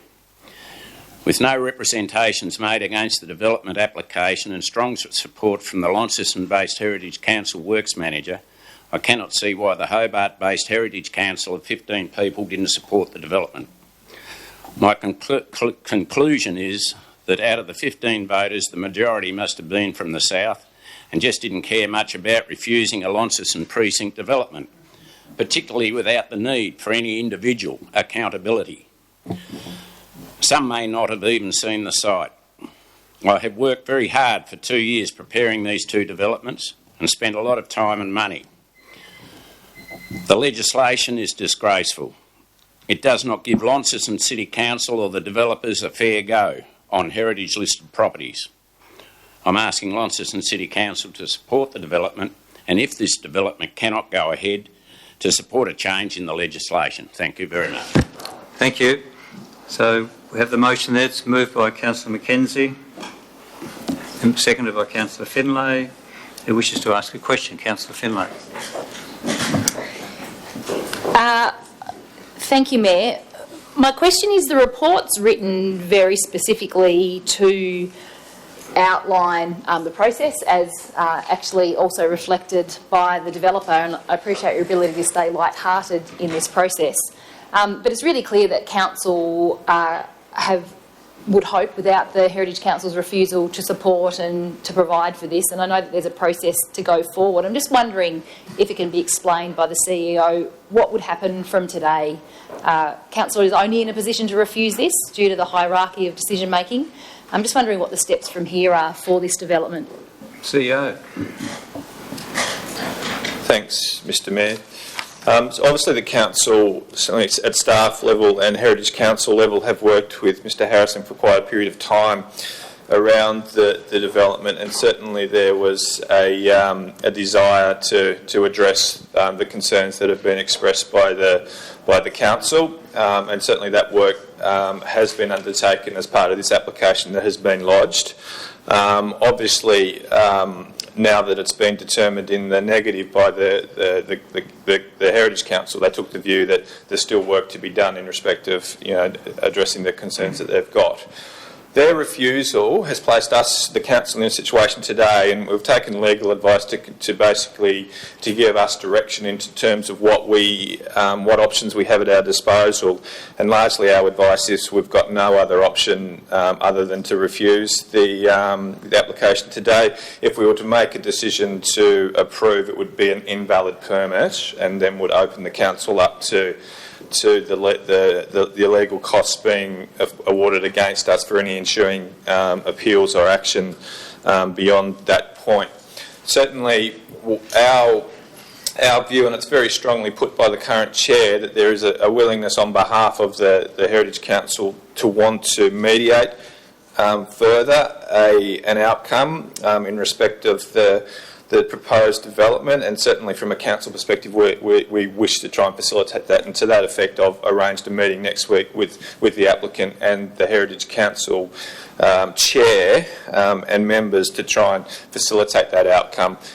There's an option for the council's decision to be appealed to the Resource Management and Planning Appeals Tribunal, in which case if there's an opportunity through that process to mediate a consent agreement between the council, the Heritage Council and Mr Harrison, then that's a way forward in terms of how we may be able to get an outcome. Great. Thank you. Councillor Mackenzie, you wish to speak? Based on that, I support the proposal put forward by Mr Harrison, but I can't vote for it. So the reality of it is we're in a difficult situation.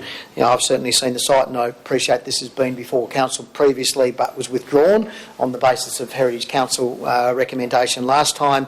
Some mediation's been undertaken and come up with a new proposal, which again hasn't been accepted by the Heritage Council at this point in time. Based on the comments made by the General Manager, the CEO, in relation to how this thing is going to progress, it seems appropriate for us today to, vote in favour of what's been put forward, which is not to approve it, on the basis that further conversations are to be held with the Heritage Council next week, which may probably lead to a challenge to our decision today, and therefore hopefully appropriate mediation will get an outcome which is satisfactory to all. Difficult situation. I don't like to do that because I like to vote for things on the basis of what I believe are right. But in this situation we're sort of hamstrung by going to be, initiating an invalid permit if we vote in favour of this today. Thank you. Councillor Finlay. Deputy Mayor. Thank you, Mayor. Look, hands are tied, but certainly I stand to support in principle the application and the intent of what Mr Harrison is trying to do, not only with the car park but certainly with the precinct. It's needed, it's wanted, and I certainly appreciate the efforts that the CEO and staff have gone to thus far to facilitate a process, and issuing an invitation, if not for all 15 members of the council to visit us here in Launceston, at least the chair and some. Thank you for sticking with it, Mr Harrison, through you, Mayor. I thank Mr Harrison for sticking with this. We need this in our city. That precinct and that gallery are going to be a wonderful addition, and we need additional parking supply in that vicinity, and I really look forward to this coming to a favourable place where all parties are able to compromise. So, in principle, I support it, and today, of course, I'll be voting in favour for the recommendation. Thank you, Councillor Harris. Yes, like the others, I'll be supporting the proposal of what Mr Harrison has put forward, but I'll be voting against it because of the invalid permit, if approved. So it just seems a crazy situation. I just hope that Ross and the chair of the Heritage Council and the CEO can find some common ground, whether that means a slightly larger, longer but lower building, or a lesser number of car parks will only be seen in the future. But I do hope one of the two comes out of it, because we certainly do need parking. We do need parking in the city, and particularly this area when the university redevelopment goes ahead, it will become more paramount. So that'll do. Thanks, Mr Mayor. It makes me think when I hear the remarks of those who have spoken before me, with the fact that we're on one hand supporting something in principle but can't vote for it. It's like it should be on the agenda on April the 1st perhaps. So it's one of those strange situations, and like others I do thank Mr Harrison for his good humour today and in his remarks and his diligence in sticking with this. I just wanted to say obviously I support in principle what's before us. It's a much needed development for the city, and despite the fact that I think we're at, there's been through 2 iterations of this, I'm hoping that the 3rd iteration will indeed be third time lucky. But very supportive of the concept, and I will also be voting in line with the recommendation on the basis of the legal advice that the CEO has taken us through. Thank you. Councillor Cox. Yeah, thanks, Mayor. Well, can't support it because I'm on the Heritage Council. Every time it gets discussed in Nova, I get sent out of the room. So you reckon you've got a problem? So stick with it, Ross. I'm glad that the meeting is going to take place with you and the CEO next week. Hopefully some good will come out of that. Fingers crossed. Thank you. Thank you. Councillor Dakin. Thank you, Mayor. I don't have as many problems as Councillor Cox, I don't think, but I, like all my other councillors, 100% support this development. I think it's going to be fantastic for the city. It's a shame that we have to obviously vote for the recommendation. I just hope maybe that the media could grasp what we're trying to tackle here today with that we're not denying development in Launceston, that we do potentially get some reporting right, not suggesting that you don't. Because if there was a right, you're going to get a positive. It is, because these are the conversations that we have outside council chambers that just go round and round and round in circles that are frustrating for everyone. But to the applicant, I wish you all the best with getting this up in the near future. Thank you. Councillor Finlay. We always say at this table that we don't repeat ourselves, but I think on this occasion it's probably useful. No representations aligns with all of our strategies. What I love about this council is when there is a problem, we send things back. When there is something, we refuse it. But on this occasion, what we've done is actually, provide the conditions for the mediation to go ahead and progress. We've got a CEO that's willing and able to develop great relationships with people where people do stay in the process for the best interests of Launceston. I'm confident that we can get an outcome. Looking forward to the outcome. Grateful for the development that's been submitted and looking forward to a not reoccurrence of the cheeky comments made by Mr Harrison that the Heritage Council in the future, which seem to have been making some really strong decisions recently, do consider all the great things that are happening in Launceston, particularly around our care of heritage, but also in terms of the economic progress that's happening in the community. There's lots going on here. And as the Deputy Mayor has said, something very much needed, no representations, aligned with strategies. Looking forward to the outcomes over the weeks ahead. Thank you. Councillor Walker. Well, I'm as confused as the rest of you, but for different reasons, not certainly for Councillor Cox's reasons. I am quite confused that councillors are standing up and saying that essentially, I suppose, that they don't support the recommendations of the Heritage Council. Well, if we do support it, then we don't support this particular, and I won't into discussions right now. That's the way I see it, Councillor Cox. Look, we can all be in full admiration for people who are willing to invest in our city and for development, and that's a great thing. But we have an issue here, and the issue pertains to the heritage of that site. And I do sincerely hope that solutions are found and that agreements can be made. But at the same time, I'm a little concerned that our own heritage officer, as well as the Heritage Council, have issues that seem to be not being fully given their due at this stage. I mean, if they are, insofar as we're saying, well, I can't vote for it, even though I'd like to support it. But that hardly seems like a ringing endorsement of the Tasmanian Heritage Council. Thank you. Yeah. Any other speakers? If you'd have the chair just for 1 minute. I just want to say that, probably a little bit different to Councillor Walker, that I think the developer, Ross, who's in the room and spoke, I think he's quite serious in what he's saying. I don't think it was light-hearted or any way like that. I think he really means it and he's serious, and I support him in that. And I think there are issues that we need to continue to work through and to see things differently than perhaps some do see it. Now, heritage is extremely important in our city. I'd be the first to say that, and I support it whenever it comes up.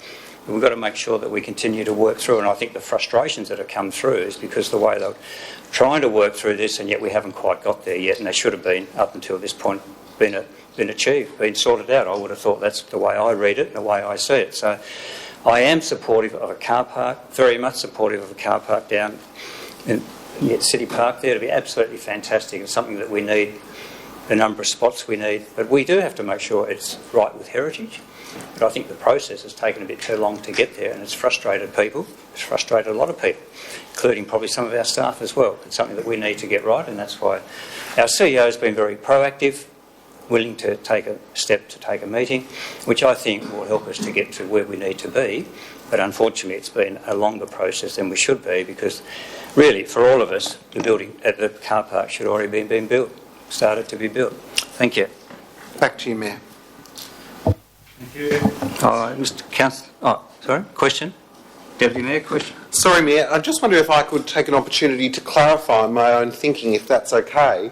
My issue is not that I'm confused about the content. I'm confused to no extent. I'm very clear, and that is that what we're doing today is having a decision taken away from us through the administrative nature of what's been presented through the Heritage Commission. So it's not that I have a disregard for heritage. No, it's not that I have a disregard for the matters that would ordinarily be considered as a development authority when we consider all the matters that we are to consider. So it's for me, just to be very clear, I'm not confused at all. What I am is noting, as others have, and noting as the applicant has, noting that you have, is that our ability to interrogate all of the matters that we ordinarily would need to interrogate is taken away, seemingly, by the power that the Heritage Council has with regard to this matter. I'm not sure that's a question. Isn't it? Yes. CEO, do you wish to answer that? No. I think we'll move on. Councillor Mackenzie, you wish to close? Well, it's probably all that needs to be said. I think it's ironic that Terry Jones of the Monty Python Circus died yesterday and we're having this conversation today. I will put the motion. Those in favour, please raise your hand. Those against? We're voting for it as... All those for the motion that's been moved? That's all councillors present. That is carried. Thank you. We can go now back to 9.2. So we've had a mover in Councillor Mackenzie who has spoken. He's not happy.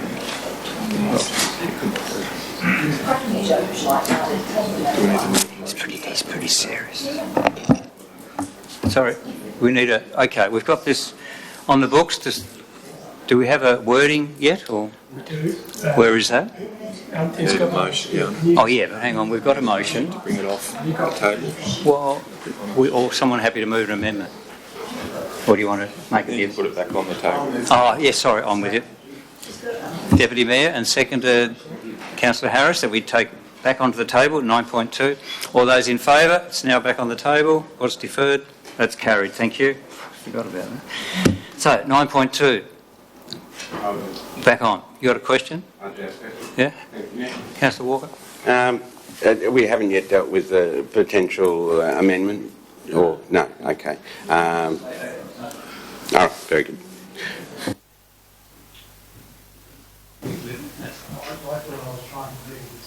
You were? Yeah, that's right. We have to get something. You can't move an amendment. So I'm just wondering if we've got it up there, we can read it first so people can see what it says before we do anything.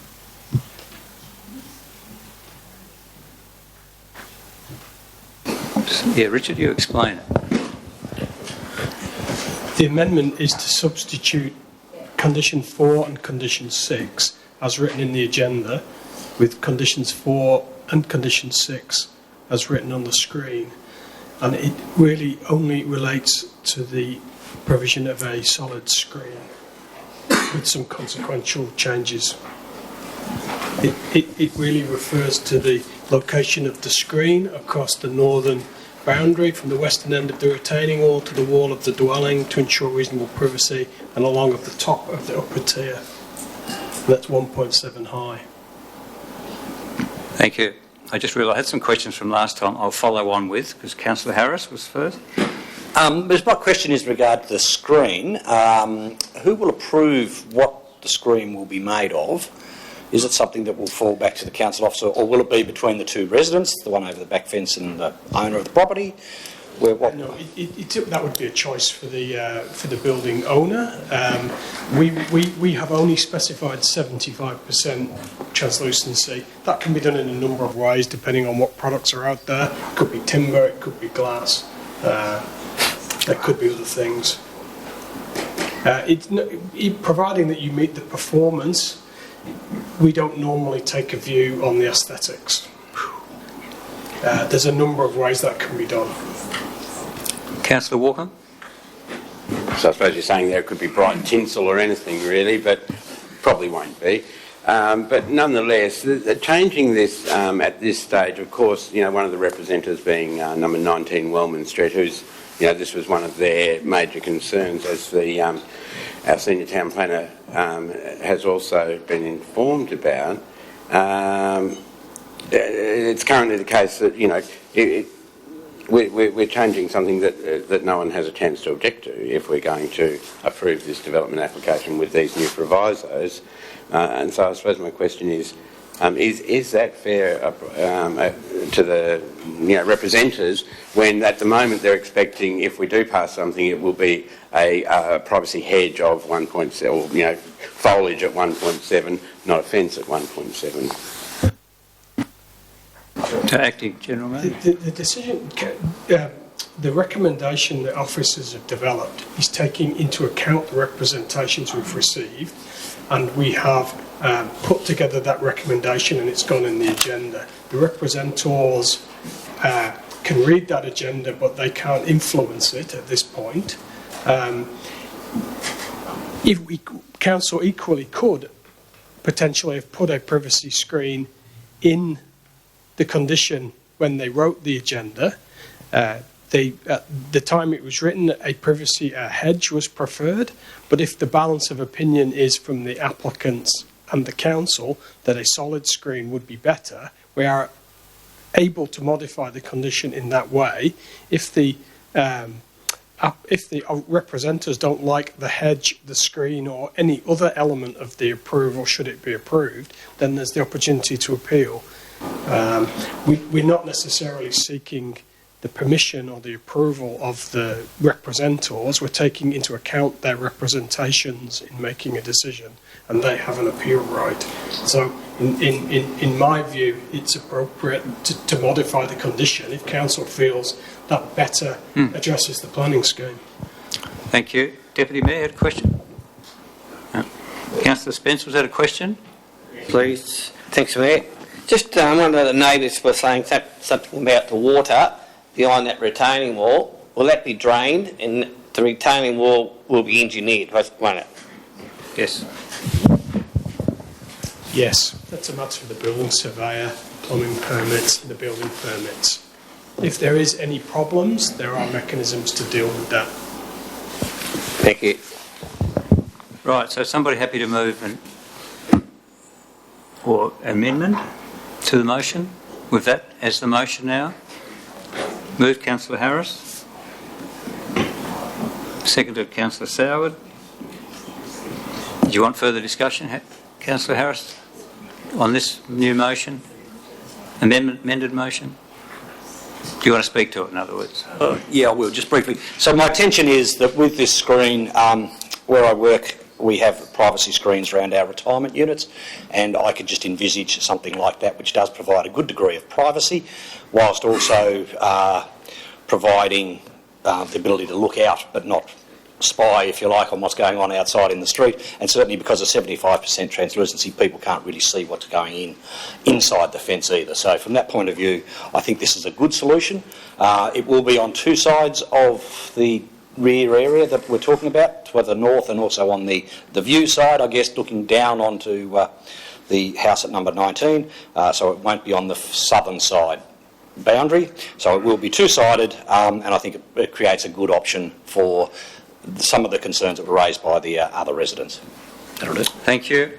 Councillor Soward, wish to speak? Yeah, just to say, thanks Mr Mayor, that in the correspondence I've had with the owner of 19 Wellman Street and listening to the speakers today, privacy and overlooking have been something that's been very, very important to those people.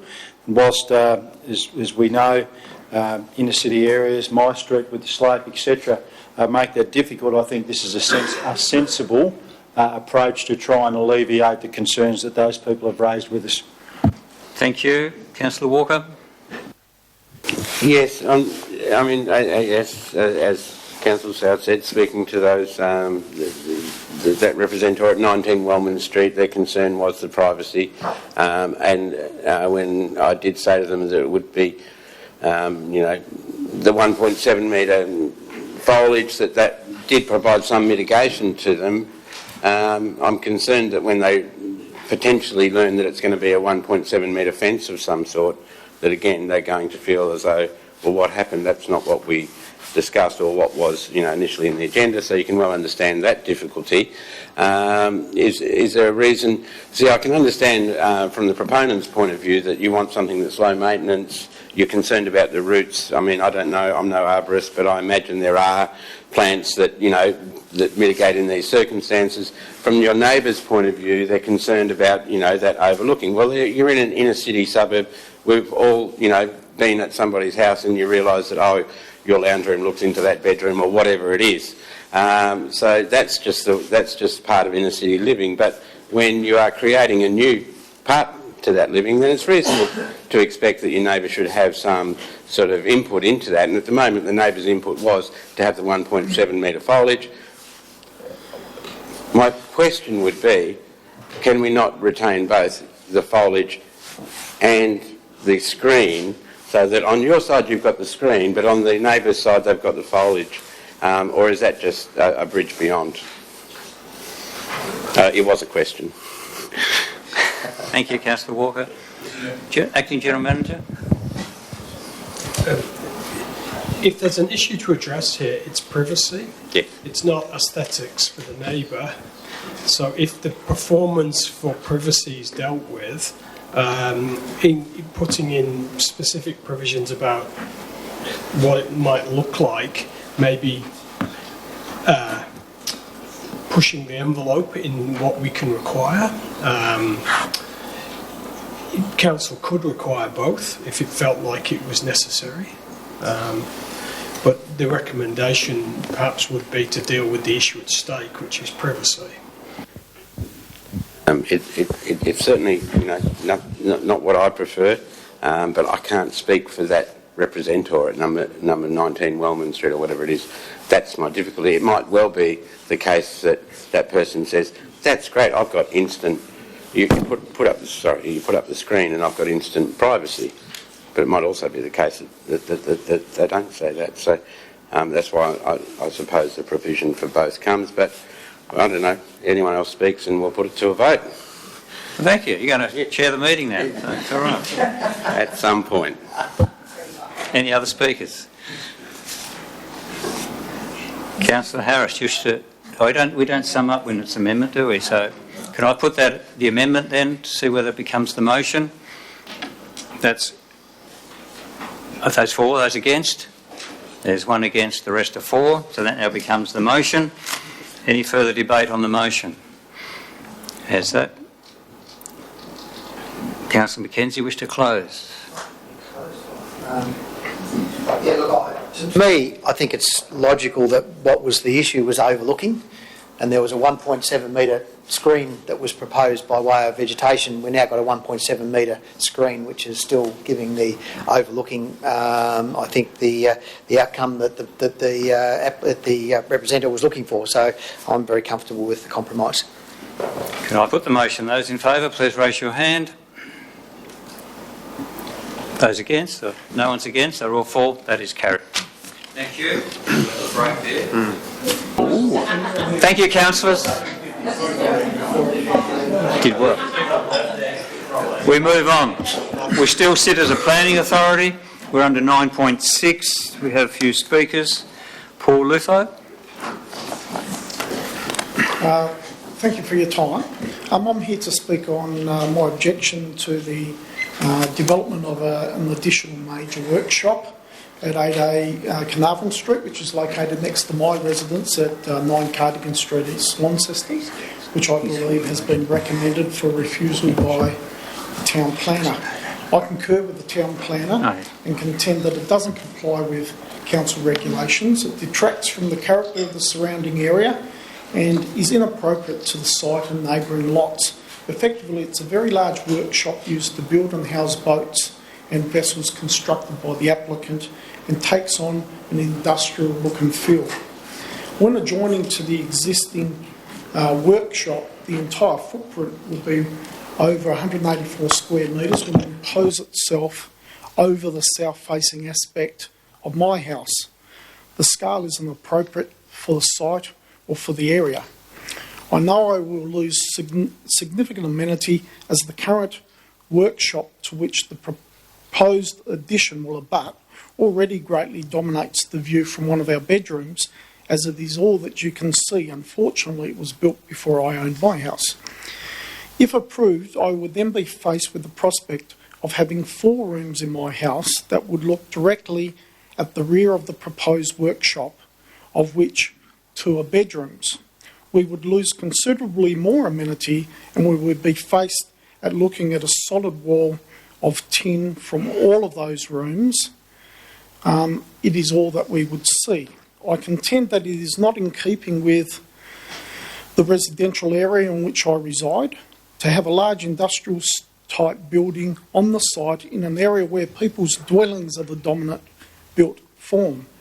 I'm not aware of any other such developments of this type in the area. It would be the only example in the area of a dwelling within the abutting industrial type building of such a substantial size on a dwelling site and in a residential area.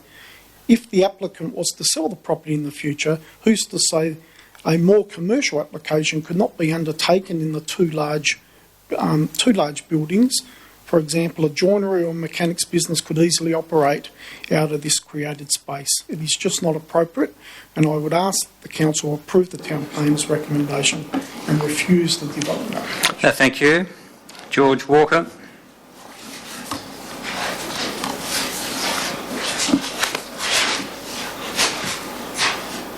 I'm speaking against the recommendation that's been put forward. As has been stated in the Council's planning report, the objective of the standard closely aligns to the performance criteria, adding that the objective requires dwellings to remain dominant with form and outbuildings to be appropriate to the site. It is submitted that the proposed outbuilding will be consistent with the objective of the standard and by virtue will comply with the performance criteria. With respect to the objectives, the planning report concedes the proposed outbuilding will not be visible from both Cardigan and Carnarvon streets. It will be hidden behind the existing outbuilding and screened by vegetation and surrounding development. It can't be seen from public places. How will it detract from the character of the surrounding area? The planning report conceded that the proposed outbuilding will not have an impact on the amenity of the adjoining dwelling to the north. It is therefore considered that the outbuilding will respect the amenity of this dwelling. The outbuilding is appropriate to the site.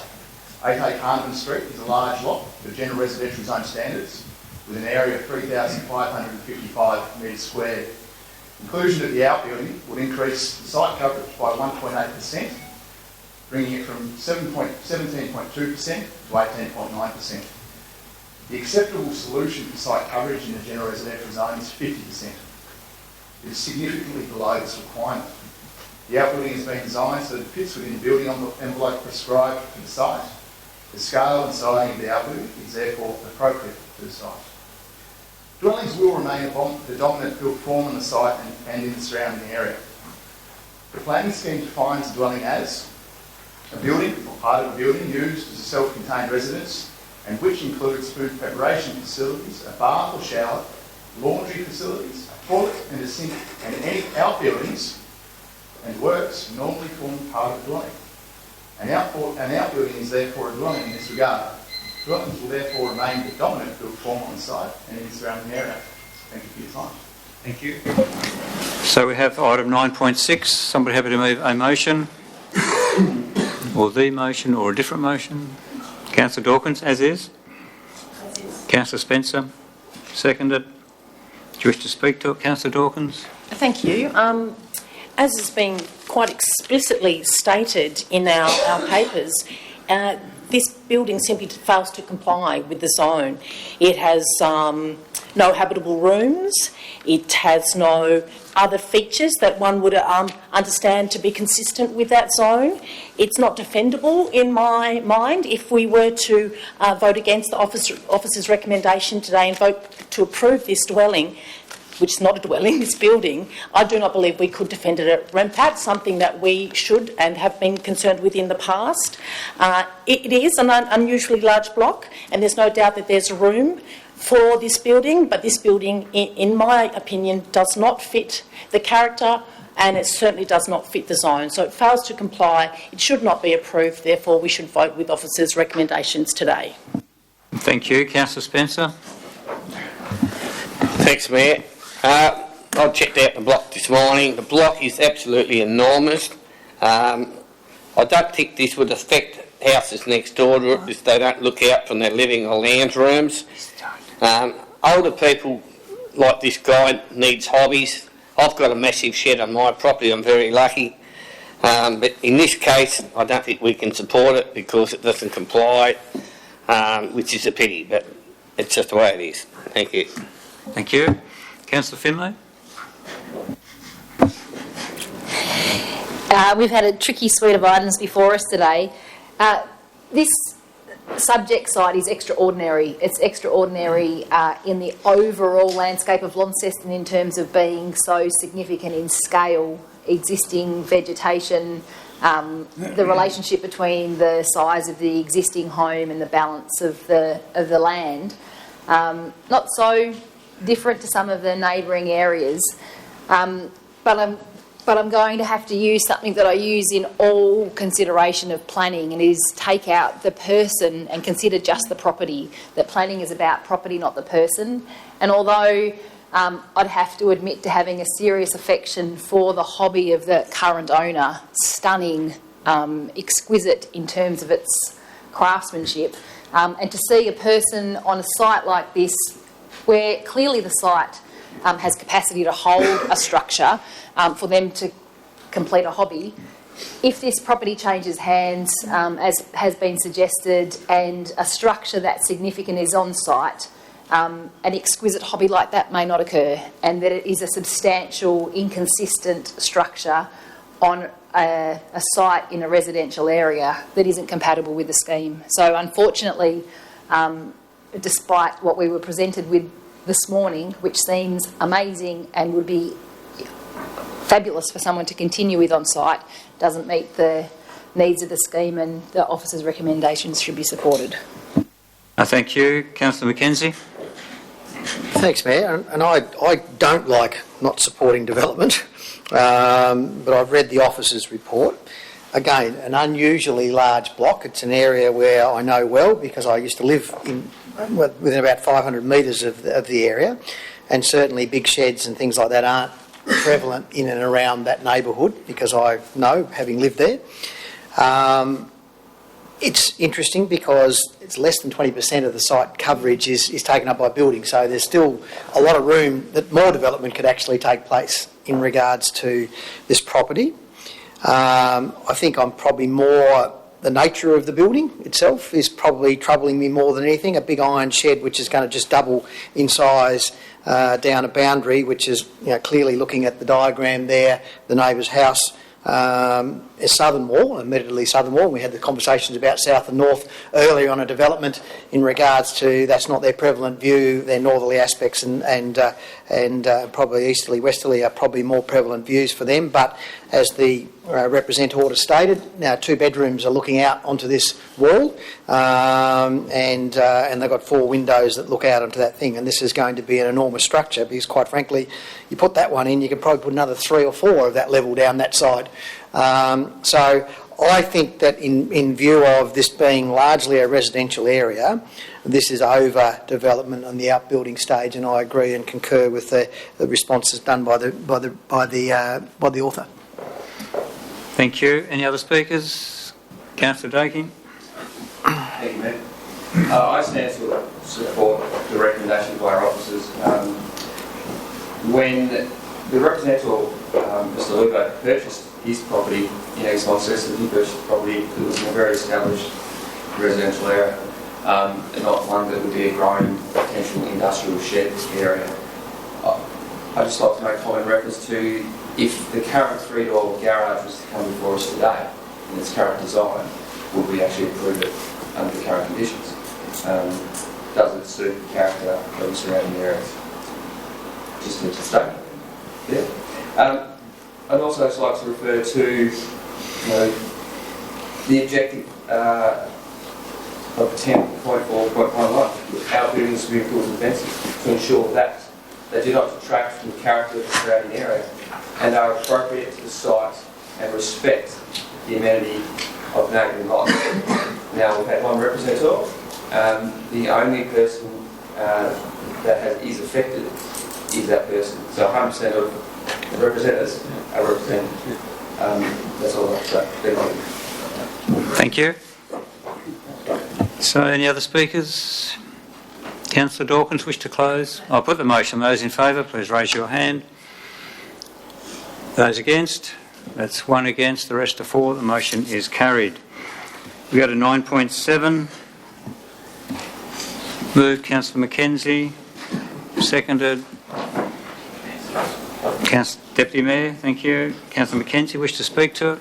Just briefly, I mean, it's a site, I think, that's being used for what it's being currently used for, and this is actually rectifying something which was residential purpose and putting it into a more appropriate zone purpose.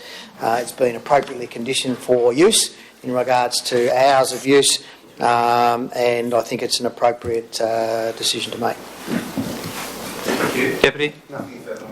Anyone else? Any other councillor wish to speak? I'll put the motion. Those in favour, please raise your hand. And that is all councillors present. That is carried.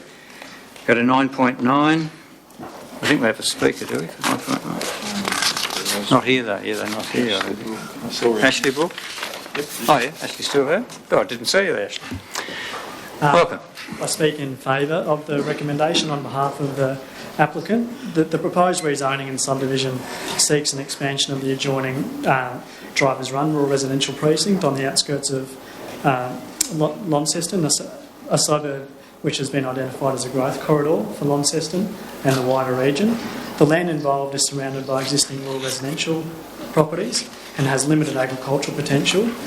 It's a strategic location for rural living development. The proposed subdivision involves the creation of 30 lots at a similar density to the existing Drivers Run lots. The design of the lots provides sufficient area for future dwelling development and also provides for the retention of important vegetation along the northern boundary of the site. The application is comprehensive and it's been informed by extensive discussions with council officers. It responds to investigations undertaken in relation to market demand, hazard management including bushfire, landslide and flooding, natural values, traffic impacts, provision of water supply, stormwater management and wastewater management. In this manner, the application is consistent with Council's planning scheme and the relevant strategic planning documents. If the amendment is initiated as per the recommendation, this will enable the application to be placed on the public exhibition and ultimately undergo a rigorous assessment process by the Tasmanian Planning Commission. Thank you. Thank you. Someone happy to move a motion? Moved, Councillor Finlay. Seconded, Deputy Mayor. Do you wish to speak to it, Councillor Finlay? Simply as it's the beginning of the process, although it does have the associated conditions attached, it is consistent, having been assessed against the strategies of council, it is consistent with the intentions. It does provide a positive development outcome. We visited the site this morning, and as I'm hesitant to use the word lighthearted now, but as it was noted that only a few days ago the St Leonard's area was identified as an area of future growth and positive. This actually fits into not only documents of council but movement of other things happening in the area. So supporting the advertising of this and the progress through the process, I believe it will be a really solid development for the future of Launceston. Thank you, Deputy Mayor. Any other speakers? I'll put the motion. Those in favour, please raise your hand. And that is all councillors present. That is carried. So we move on to Mayor's announcements. Sorry? Oh, no longer sit as a planning authority. What do you have? Sorry, Councillor McCann? No, it's been, yeah.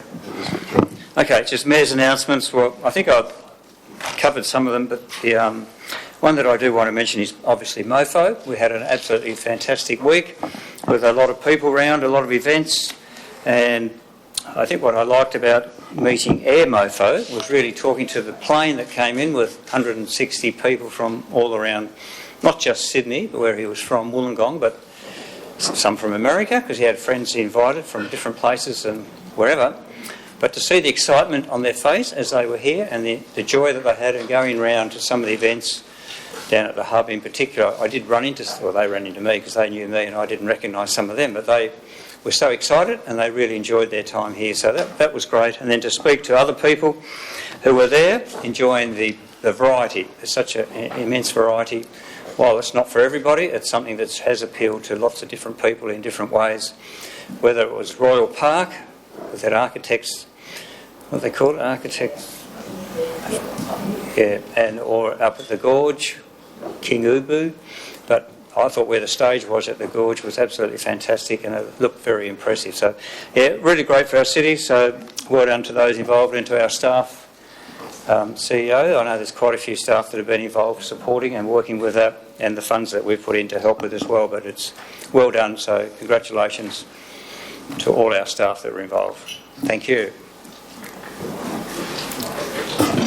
Other Deputy. Thank you, Mayor. I have 3 items which I'd like to report on today. Notwithstanding what you said with regard to monofoma, particularly want to recognise the locals that were engaged in all manner of volunteer and professional capacities to be showcased, utilised, harnessed in Monofoma 2020. It was wonderful for people to be able to be employed in and through the arts. Wonderful for local organisations and students to be engaged in projects such as Ubu at the Gorge and to be able to work alongside professional artists, including Councillor Mackenzie's son, who was, as a professional performer, absolutely fantastic in the production of King Ubu. But for locals, for students from Launceston College and from groups including the All-Star Cheer Squad and Encore Theatre Company and others, the opportunity to work alongside professional artists.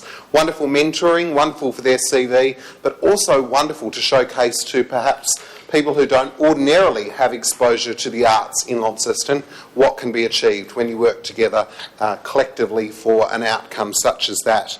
So it was wonderful to have the Monofoma team back again. I want to recognise our own QV Mag staff as well, who work so hard together with our event staff and compliance staff to make the event work. And from all accounts, from the organisers, that was a wonderful relationship again in 2019 in the lead into the 2020 event.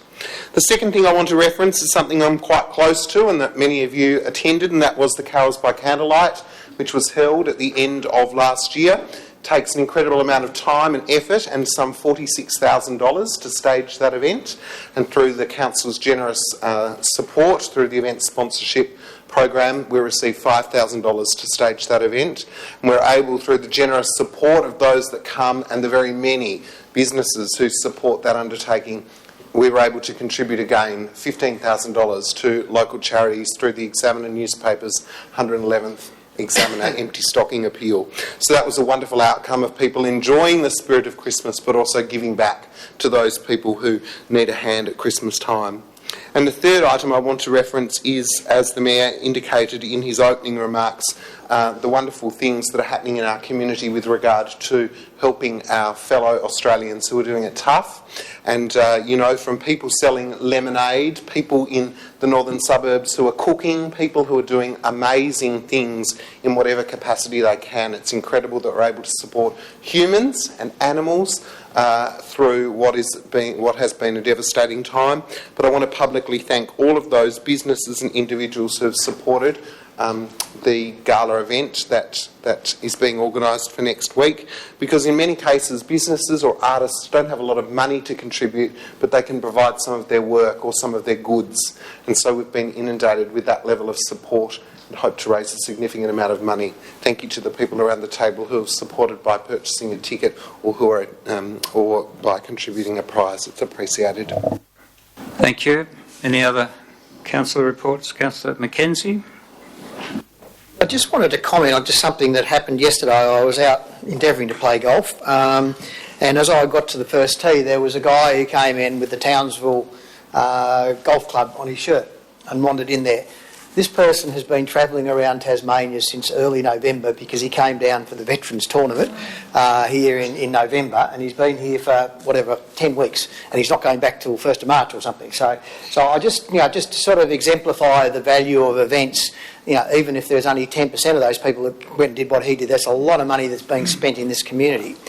The second comment I'd just like to make again, I couldn't make it to the cricket a couple of weeks ago, but I was a bit disillusioned by the front page report about 6,172 people who attended, or whatever the number was, and questioning whether Launceston had the passion to support an event like that. And I guess that the thing that I thought was missing from is the counterbalance, the fact of all the other things that were going on in and around Launceston that weekend, such as MOFO and things like that, and the opportunity. And I guess that really I'm disappointed we need to sort of balance and say, well, maybe there's a reason why some of these things don't get supported. We're still a small community. Yes, we bring people in from outside, but they may well have determined to spend their dollars on something a bit different this time round. So I guess that my cry then is to really go back to the people who organise things. And whilst I know we don't have a lot of input into these things, it's disappointing that all of a sudden we get called foul because we get a very small number of people because of other things that we're doing great in the community, which suggests that Launceston doesn't support. And support Launceston does. It supports lots and lots and lots of things. So I was disappointed to read that report in the Examiner, and I think that we need to feed back to the people like Tasmanian Cricket Board and the Hobart Hurricanes and ACB, or whoever makes the decisions on BBL. If you're going to want to have successful things, we will support them, and we've proven that over time. But you need to take into account other things that are going on in and around our city at the same time. Otherwise, you'll get a result that is not quite the way you might think it is. So I just wanted to make those comments. Any other council reports? No, we'll move on. Councillor questions without notice. Councillor Spencer. Thanks, Mayor. Just a couple of questions. The new car park, it's not open weekends. I'm just wondering why. And also, it's not open weekends, and we've got 200 lights burning, costing us around $100 a day with no one using the car park. That's C.H. Smith. Yep, C.H. Smith. Thank you. Take that on notice, thank you. So, is that the two questions, or is that the... Question? I thought you said two questions. Yeah, well, car and the cost, okay. I'm with you. Councillor Harris? Just a question. I attended King Ubu down at the Basin on the Friday night, and there was certainly no evidence of a traffic management plan, and I was just curious whether in fact there was any traffic management plan put forward by the promoters, and if not, can we perhaps make sure we do have something in the future should suitable events like that happen at the Basin. It's a wonderful place, but when the show, unlike The Thinking Man, where you could go any time of the day or night and see it, you didn't have a great finish of everyone trying to leave together, and consequently we saw lot of traffic jam for about an hour before it started to clear out of the central bottom car park. So just a question whether there was a traffic management plan or not. General Manager Shane, I've got to get it right now. So there was a traffic management plan, but the nature of the site and the number of people there, I'm not sure what the solution is to get people out more efficiently. We're always going to have that problem with that many people trying to get out of the gorge at the same time. But they did put some effort into traffic management. Unfortunately, it wasn't successful or not. Thank you. Councillor Daking. Thank you, Matt. Just in relation to the building surveying services, Just clarifying, does the council provide these services outside our municipal boundaries? First question. CEO. Yes, the answer to that is they do. Yes, they do. Why are the reasons we do that? Historically, why have we done that? So the building surveying service is running as a competitive business. So in order to be able to obviously service our own need, they do take on jobs as needs from wherever around the state where it aligns with our resources and time. So we've got several business units. Obviously the Aquatic Centre runs it as a business unit, and the way that we operate the UTAS Stadium and the like, but certainly the building surveying is another business unit. Just a follow-up question. Just in relation to that, CEO, are you aware of any other councils in Tasmania that operate similar in regards to building services, surveying? CEO. Yes, there certainly are. Like our neighbours West Tamar do, and I mean they deliver services, for instance, for quite a number of councils. So the Flinders Island and I believe Dorset and even into Georgetown and others as well. So there are quite a few examples of private building surveying being provided, by councils from across the state. And I can find a list and provide it to you outside of the council meeting, but certainly there are others in close proximity. So. Thank you, Councillor Cox. Yeah, thanks, Mayor. Reading the petition that was presented today by the gentleman on Metro, he was fairly scathing on our council officers. I'm not sure that our council officers have a great deal to do with the outcome from Metro. Well, where are we currently at with Metro? Well, I have a strong belief that we will get. I'd be interested to know, because apparently we're looking at it, we've got complaints. I've had numerous complaints. It wasn't just the one he mentioned today. There's one in Heather Street. People in Heather Street found out there was a sign jumped on the things on that bus going around the next workshop. It's been all over the place. So generally, if we're working with Metro, no, but he's got other issues. Where are we at? Is there one hope in anywhere that we'll get anywhere to change that? General Manager. Shane. And of course we don't run a bus service and we have no legislative control over what routes they take. All we can do is appeal to them to listen, and that's all we have been doing as complaints have come in as to get them to Metro and State Growth, who are the ones that actually determine the routing. Yeah, I guess that was a kind of a Dorothy Dix, because I was aware of that, but the way the petition was presented and the way the gentleman spoke, it sounded very much as if you were carrying some of the can in that one, Shane. Thank you. Councillor Soward. Thanks, Mayor. And on notice is fine in the with this one in the councillor's bulletin. I'm just wondering if we could have some information about the number of complaints perhaps councillors received from residents in and around Basin Road on being parked out of their property and being blocked into their property. There was a bit of angst created over the holiday period with obviously the good weather, people getting up to the basin, illegally parking. One resident apparently was unable to get the caravan out of their driveway for 3 days, 2 or 3 days. So just some data around that, because I want to sort of ascertain if it's a very common thing, if it's a one-off thing, etc. So just some information about that would be great. Thank you. Councillor Walker. Thank you, Mayor. I do understand that there was a development application withdrawn today, that 368, in regards to 108 to 112 High Street. Further to that, I've been made aware that there could potentially have been compliance issues that haven't been sort of dealt with from previous approvals. Is anyone able to shed more light? I'm happy for it to be taken on notice, but I just wanted to follow up. Has that had an effect on the state of, the fate, I should say, of today's DA, or are they separate things? Acting General Manager. The coffee shop was originally approved some time ago. It appears from the applicant's perspective that there's been some problems with the way it operates in terms of the different tenancies on the site, and the applicant took a view that it would be better to relocate his container into the shed, which he did without seeking further approval.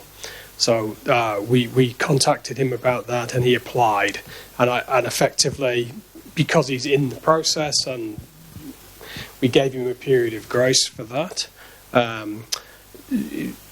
because we don't favour that now, and the council officer's view was to refuse it. We had a number of meetings with the applicant. He engaged some professional advice and took that advice and realised that he could probably do it better. So he's actually withdrawn the application with a view to it coming back in a better, more functional form.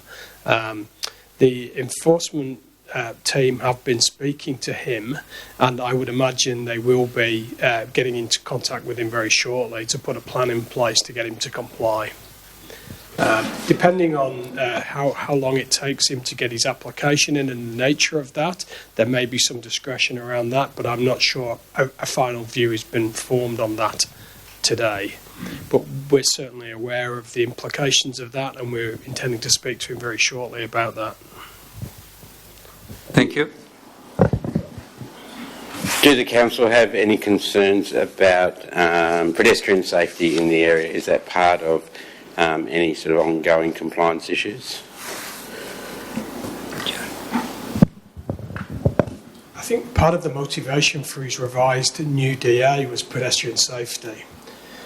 And I think that the conflict potentially between cars and pedestrians that was occurring with the container at its previous site was largely the driver. So that they'd moved it into the shed so they can park and then walk into the shed, and it evolved. People were milling around in the laneways. I think that was the driver. So yeah, the whole thing is driven by safety to a degree. Yeah, and there's clearly a shared objective to get it as safe and functional as possible. Thank you. Deputy Mayor. Thank you. My question also pertains to item 9.5 that was withdrawn today, and I certainly appreciate those comments that were just made of the question from Councillor Walker. It was intimated this morning on the bus that it would be the intention of compliance officers to instruct the applicant to reposition the container where it was to bring it into line.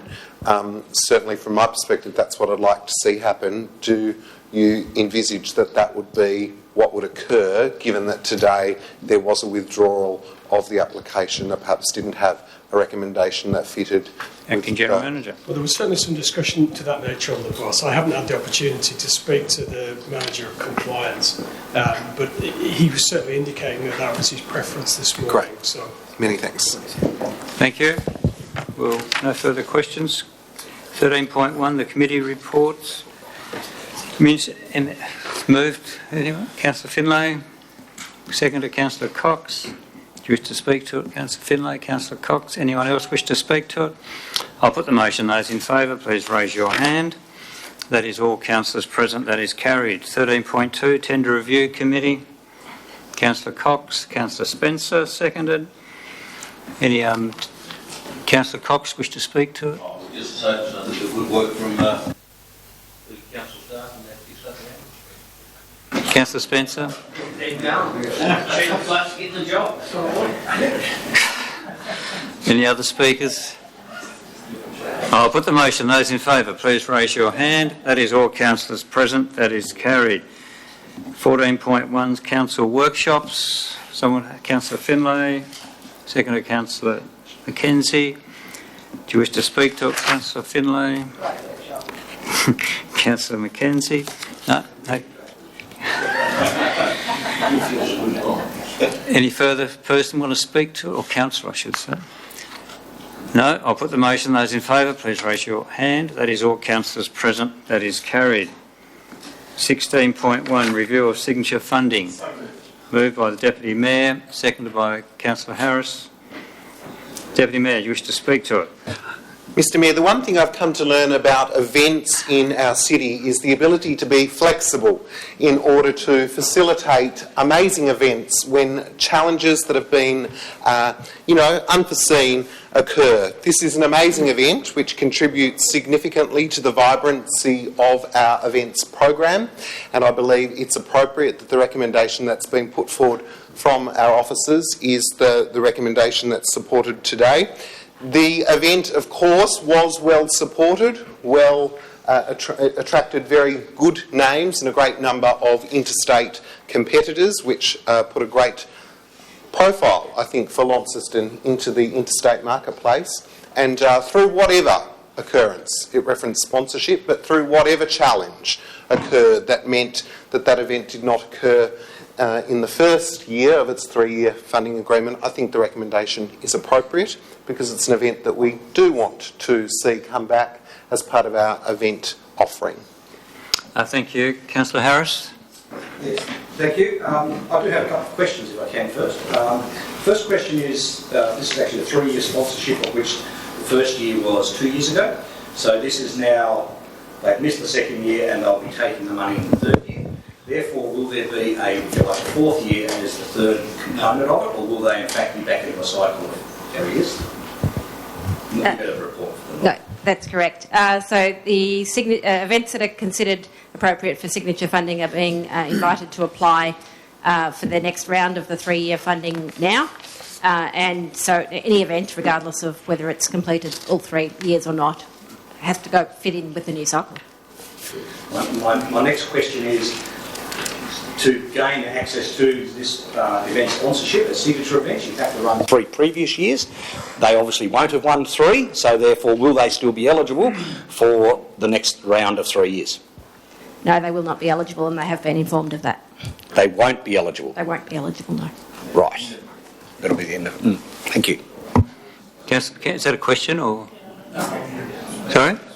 I've got others first then, I'm just checking. The move... you've finished speaking then, have you? Oh, did you speak? No, well, he was sort of speaking. Yeah. Are you going to speak? He's finished, I think, is he? No? Yeah. Well, he just reserved, okay. No, I wasn't sure because he sat down. Councillor Finlay, question? I often like playing a game in my head where I preempt what an answer to something will be, or what a number might be, or what an outcome might be, and I actually didn't expect that answer.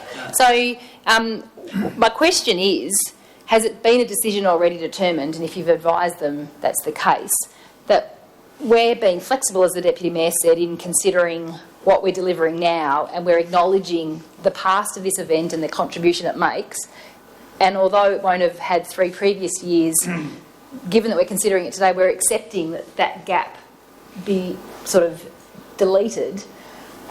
Is it reasonable for consideration that previous years of the event, although they're not in the last 2 years, be considered so they are eligible? Because it would seem that...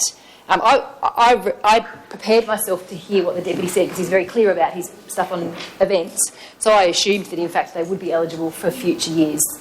A question around, could that be reviewed, perhaps, that decision? Thank you. Yes, it can be reviewed. Yeah. Cool. Councillor McKenzie.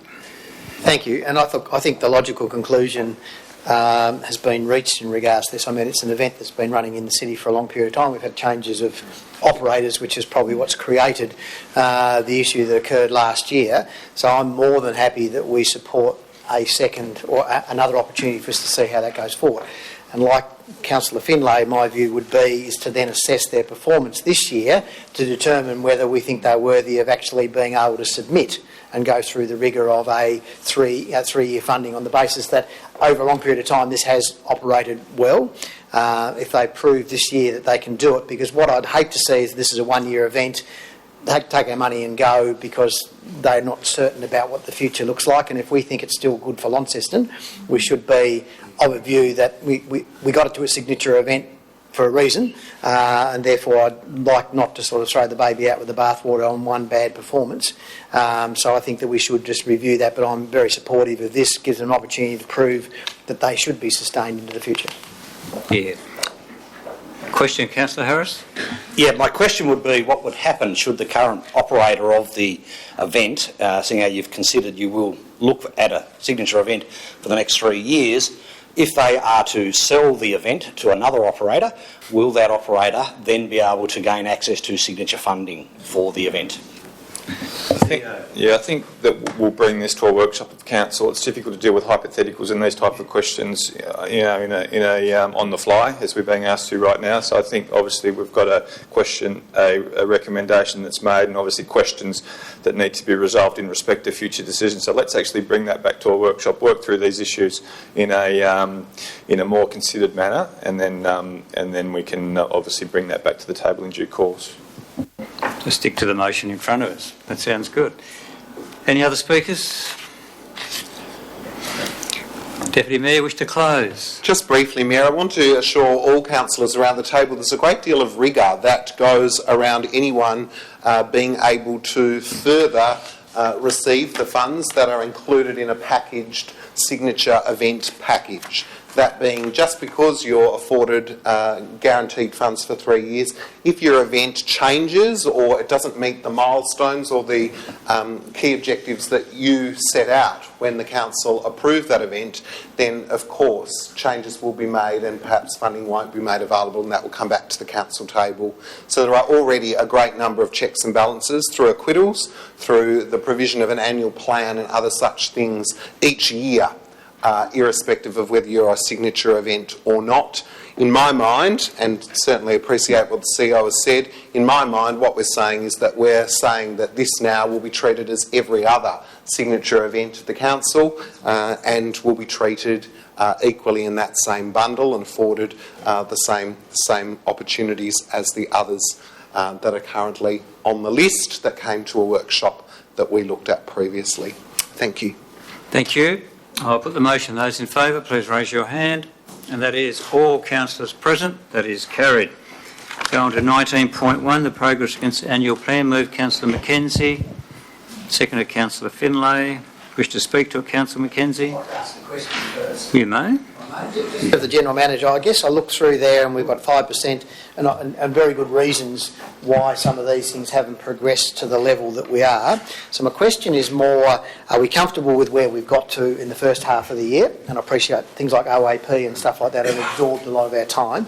And secondly, I guess as to where we are in our forward program, as to the things that might get deferred off into next year, creating a sort of logjam of other things that we might like to have done next year that we now may not be able to as a result of where we are.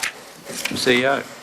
Thanks, Mr Mayor. It's a good question. But obviously the thing that we need to consider, and I think the community need to consider, is that I'm really pleased with where we are positioned as a council, given that we have just been through the biggest reform internally that this organisation has ever actually successfully achieved. So I think in terms of the status, obviously only halfway through the year, there's a lot of work that we're still to do between now and the end of the financial year, but there will be an impact in terms of what we will be able to complete, and I think as part of our planning for the next financial year as a discussion, ongoing discussion between ourselves and Council, we'll seek that direction over the course of the next month or so, preparing obviously towards having our draft annual plan and budget ready to be able to advertise for public consumption, early in the new year, as we always do. So, but clearly we need to make sure that we are to prioritise what are the non-negotiables, what we have to achieve.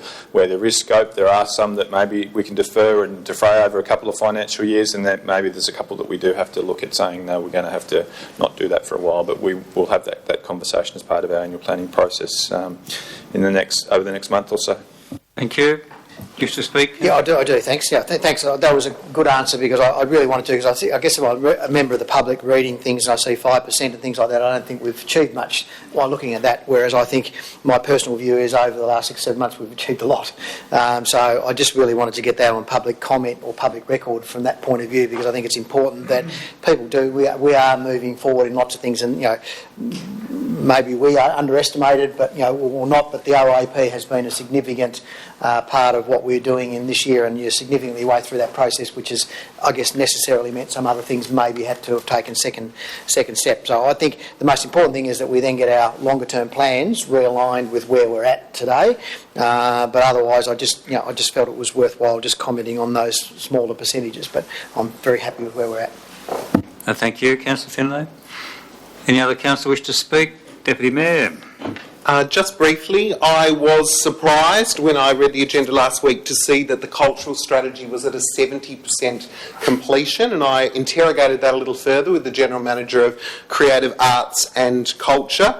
So all I want to say in regard to that matter is we've waited a very long time for the cultural strategy. We've engaged a very large number of consultants to get us to this point, and there was an expectation that we would, and a response from the General Manager of Creative Arts that gave me security that perhaps 70% is where we're at. But needless to say, I think we're all looking forward to the cultural strategy being endorsed and us being able to get on with it. It has been a very long time coming. There is a great anticipation that this work will be the best that it can be at the end of consultant number 4. And so I was heartened to receive the email reply that indicated that it will be coming to a council workshop and a council meeting very, very, very soon. Not today, as initially thought last year, but soon. So 70% today will get a tick. Thank you. Thank you. Councillor Finlay.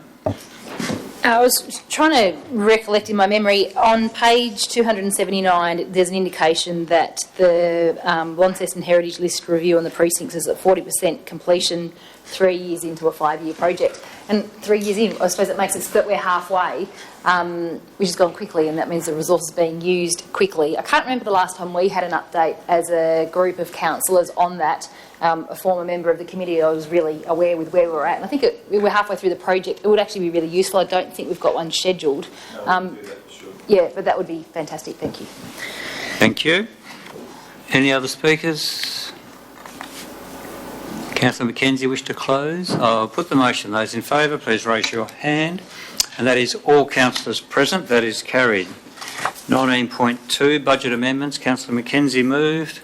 Councillor Finlay seconded. Do you wish to speak to it, Councillor Mackenzie? I think they're all written there as to why. Councillor Finlay. Councillor Harris has a question. Just a question regarding the Invermay Lindsay Street traffic light signals project that has been cancelled. If any information on that can be given, what part of that was cancelled? Because was that the right-hand turn arrow off the bridge that they were cancelling, or? Hang on, what page are you on? We're on it's written many times, but you can start on page 289. That was the conversion of the roundabout to the traffic signals, which of course Alderman didn't support in the Invermay Master Plan. Yep. That's probably good reason. It's a future review, but it's not in next year's budget. All right, any other speakers? Question? Councillor Spencer. Yeah, just inquiring about the $48,000 we pulled out for the Princess Theatre air conditioning. What's involved with that? Oh, that's the next one, isn't it? Yeah, I can't find it on here. Page 305, I think it is. Starts at that. That's 9 point. Next item. You're ahead of us. Oh, right. Any other on 19.2? No? Can I, point 1. Can I put the motion? No, we're on point 2 now. We're on 19.2. So what's going on? We're 19.2. Anyone further on that? Can I put the motion? Those in favour? That's carried. Now it's 19.3. The lease, East Tamer Men's Shed. Moved Deputy Mayor, seconded Councillor Cox. Do you wish to speak to it, Deputy? Councillor Cox? Anyone else wish to speak to it? I'll put the motion. Those in favour, please raise your hand. That is all councillors present. That is carried. 20.1, the budget. Anyone happy to move 20.1? Councillor Finlay, seconded. Councillor Mackenzie. Any comment? Councillor Finlay, wish to speak to it?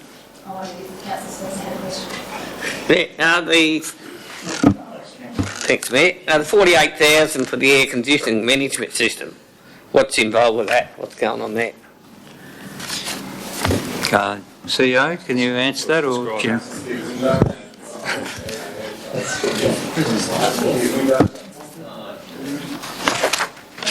It was simply the aircon unit needed replacement. It was at the end of its life and it's failed and needed a new one. Hear to that. Is that the whole unit? Is it in the building or just one or what? I don't think it's the whole. It's not all the air conditioning. I suspect it's just a unit.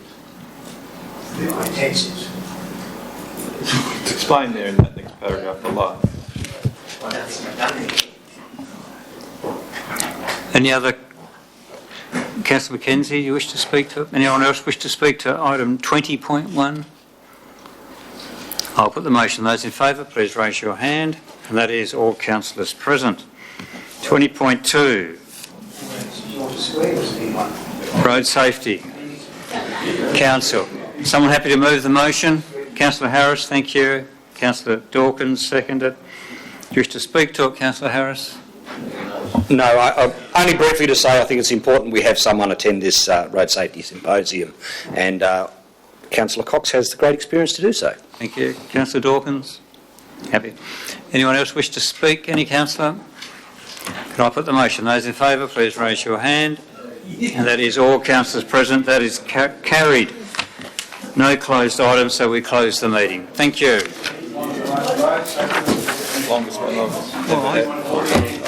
Dreaming is pause during breaks. Pause during breaks. Pause during breaks. Pause during breaks. Pause during breaks. Pause during breaks. Pause during breaks. Pause during breaks. Pause during breaks. Pause during breaks. Pause during breaks. Pause during breaks. Pause during breaks. Pause during breaks. Pause during breaks. Pause during breaks. Pause during breaks. Pause during breaks. Pause during